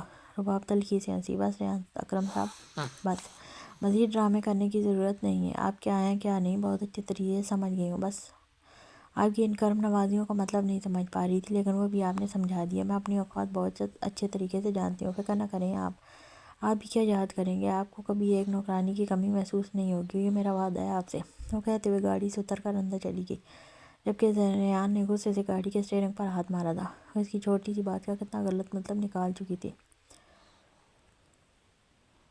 سردار نے پہرے در پہ وار کرتے ہوئے تمام پولیس اہلکاروں کی خاموشی سے ڈھیر کر دیا۔ اس کے سامنے کوئی بھی ٹک نہیں پا رہا تھا۔ حویلی کے چوکیداروں اور باڈی گارڈز کا بھی اس نے بری طرح سے مقابلہ کیا اور سب کو زیر کر لیا۔ اب اس کا وہاں سے نکلنے کا ارادہ تھا۔ وہ حویلی کے اس دروازے سے باہر نکل رہا تھا جہاں اس کا وفادار گھوڑا شیر دل اس کا انتظار کر رہا تھا، لیکن جیسے ہی وہ باغ کی طرف نکلا جہاں خوبصورت اور نایاب پھول لگے ہوئے تھے، اس کی نظر ایک خاص پھول پر پڑی۔ اس نے زندگی میں اس طرح کا دلکش پھول پہلے کبھی نہیں دیکھا تھا۔ اس نے مخملی پنکھڑیاں اور انوکھی رنگتوں سے مسحور کاری تھی۔ اس کے دل میں اچانک ایک خواہش جاگی کہ وہ یہ پھول توڑ کر اپنی نیند کے ساتھ ہی اپنے سجن سائی کو تحفے میں دے۔ ویسے بھی وہ آج کی ڈکیتی کی وجہ سے کافی پریشان تھی اور اسے یقین تھا یہ خوبصورت تحفہ اس کی پریشانی کم کرنے میں مددگار ثابت ہوگا۔ سردار بآسانی وہاں سے نکل سکتا تھا، لیکن اس پھول کی دلکش خواہش اسے باغ کی طرف کھینچ لے گئی۔ وہ احتیاط سے آگے بڑھا اور اس نایاب پھول کو توڑ لیا۔ پھر وہ خاموشی سے شیر پر سوار ہوئے، اس بات سے بے خبر کہ اتنی سی دیر اس کے لیے کتنی خطرناک ثابت ہو سکتی ہے۔ ابھی وہ حویلی کے دور سے نکلا ہی تھا کہ پیچھے سے کسی نے رائفل سے گولی چلائی۔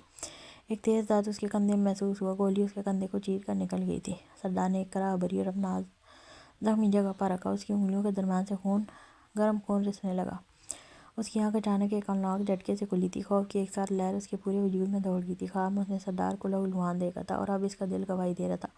وہ خواب محض ایک سراب نہیں بلکہ ایک خوفناک حقیقت کا پیش خیمہ تھا۔ اس کا پورا جسم لرز رہا تھا، دل کی دھڑکن اتنی تیز تھی کہ اسے اپنے کانوں میں گونجتی محسوس ہو رہی تھی۔ وہ کانپتے ہوئے بستر سے اٹھی اور تیزی سے پتھر کے اس باہری دروازے کی طرف بڑھی۔ اسے بس کسی طرح یہاں سے نکلنا تھا، اس انجانے خوف سے، اس اندیشے سے فرار حاصل کرنا تھا۔ لیکن جیسے ہی اس نے باہری دروازے کو باہر کی طرف دھکیلا، وہ کسی مضبوط شانے سے ٹکرائی۔ اس سے پہلے کہ وہ اپنا توازن کھو کر زمین پر گرتی، کسی نے اسے فولادی گرفت میں تھام کر اپنے ساتھ لگا لیا۔ ڈوم نے ہچکچاتے ہوئے اوپر سے دیکھا۔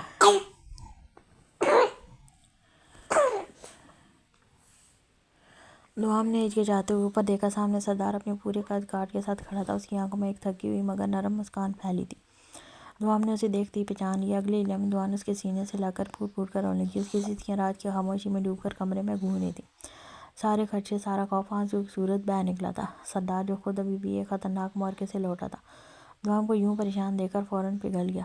اس نے اسے مضبوط بازوؤں سے اپنے ساتھ بھینچ لیا، جیسے اسے دنیا کے ہر غم سے بچا لینا چاہتا ہو۔ میرا سونا مکڑا، میرا سجن سنگ، کیا ہو گیا؟ اس طرح سے کیوں رو رہی ہو؟ ہوا کیا ہے تمہیں؟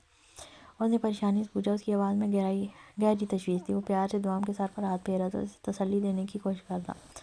میں نے خواب میں دیکھا، بہت برا خواب دیکھا میں نے، دوام نے روتے ہوئے اسے بتایا۔ اس کی آواز حلق میں اٹک رہی تھی اور اسی لمحے اس کی نظر سردار کے ہاتھ میں پکڑے بڑے سے غیر معمولی پھول پر پڑی۔ وہ نہیں سمجھ پائی یہ کس چیز کا پھول تھا، لیکن سردار کے چہرے پر ایک نرم مسکان پھیل گئی، اس کی آنکھوں میں ایک خاص چمک تھی۔ تمہارے لیے تحفہ لایا ہوں، سردار نے اسے پیار سے کہا۔ اس کی آواز میں ہلکی سی کمزوری محسوس کی جا سکتی تھی، جیسے وہ اس خوبصورت پھول کو دوام کے حوالے کر کے اسے مزید اپنے قریب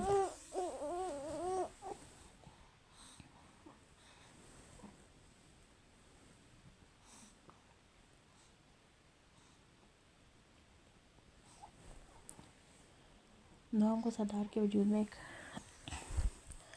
اپنے قریب کرنے لگا۔ دوام کو سردار کے وجود میں ایک عجیب سا بوجھ محسوس ہوا، اس کے جسم کا توازن بگڑتا ہوا محسوس ہوا۔ دوام نے پریشان ہو کر سردار کے چہرے کی طرف دیکھا اور پھر اس کی نگاہیں اس کی قمیض کے پیچھے کی جانب گئیں۔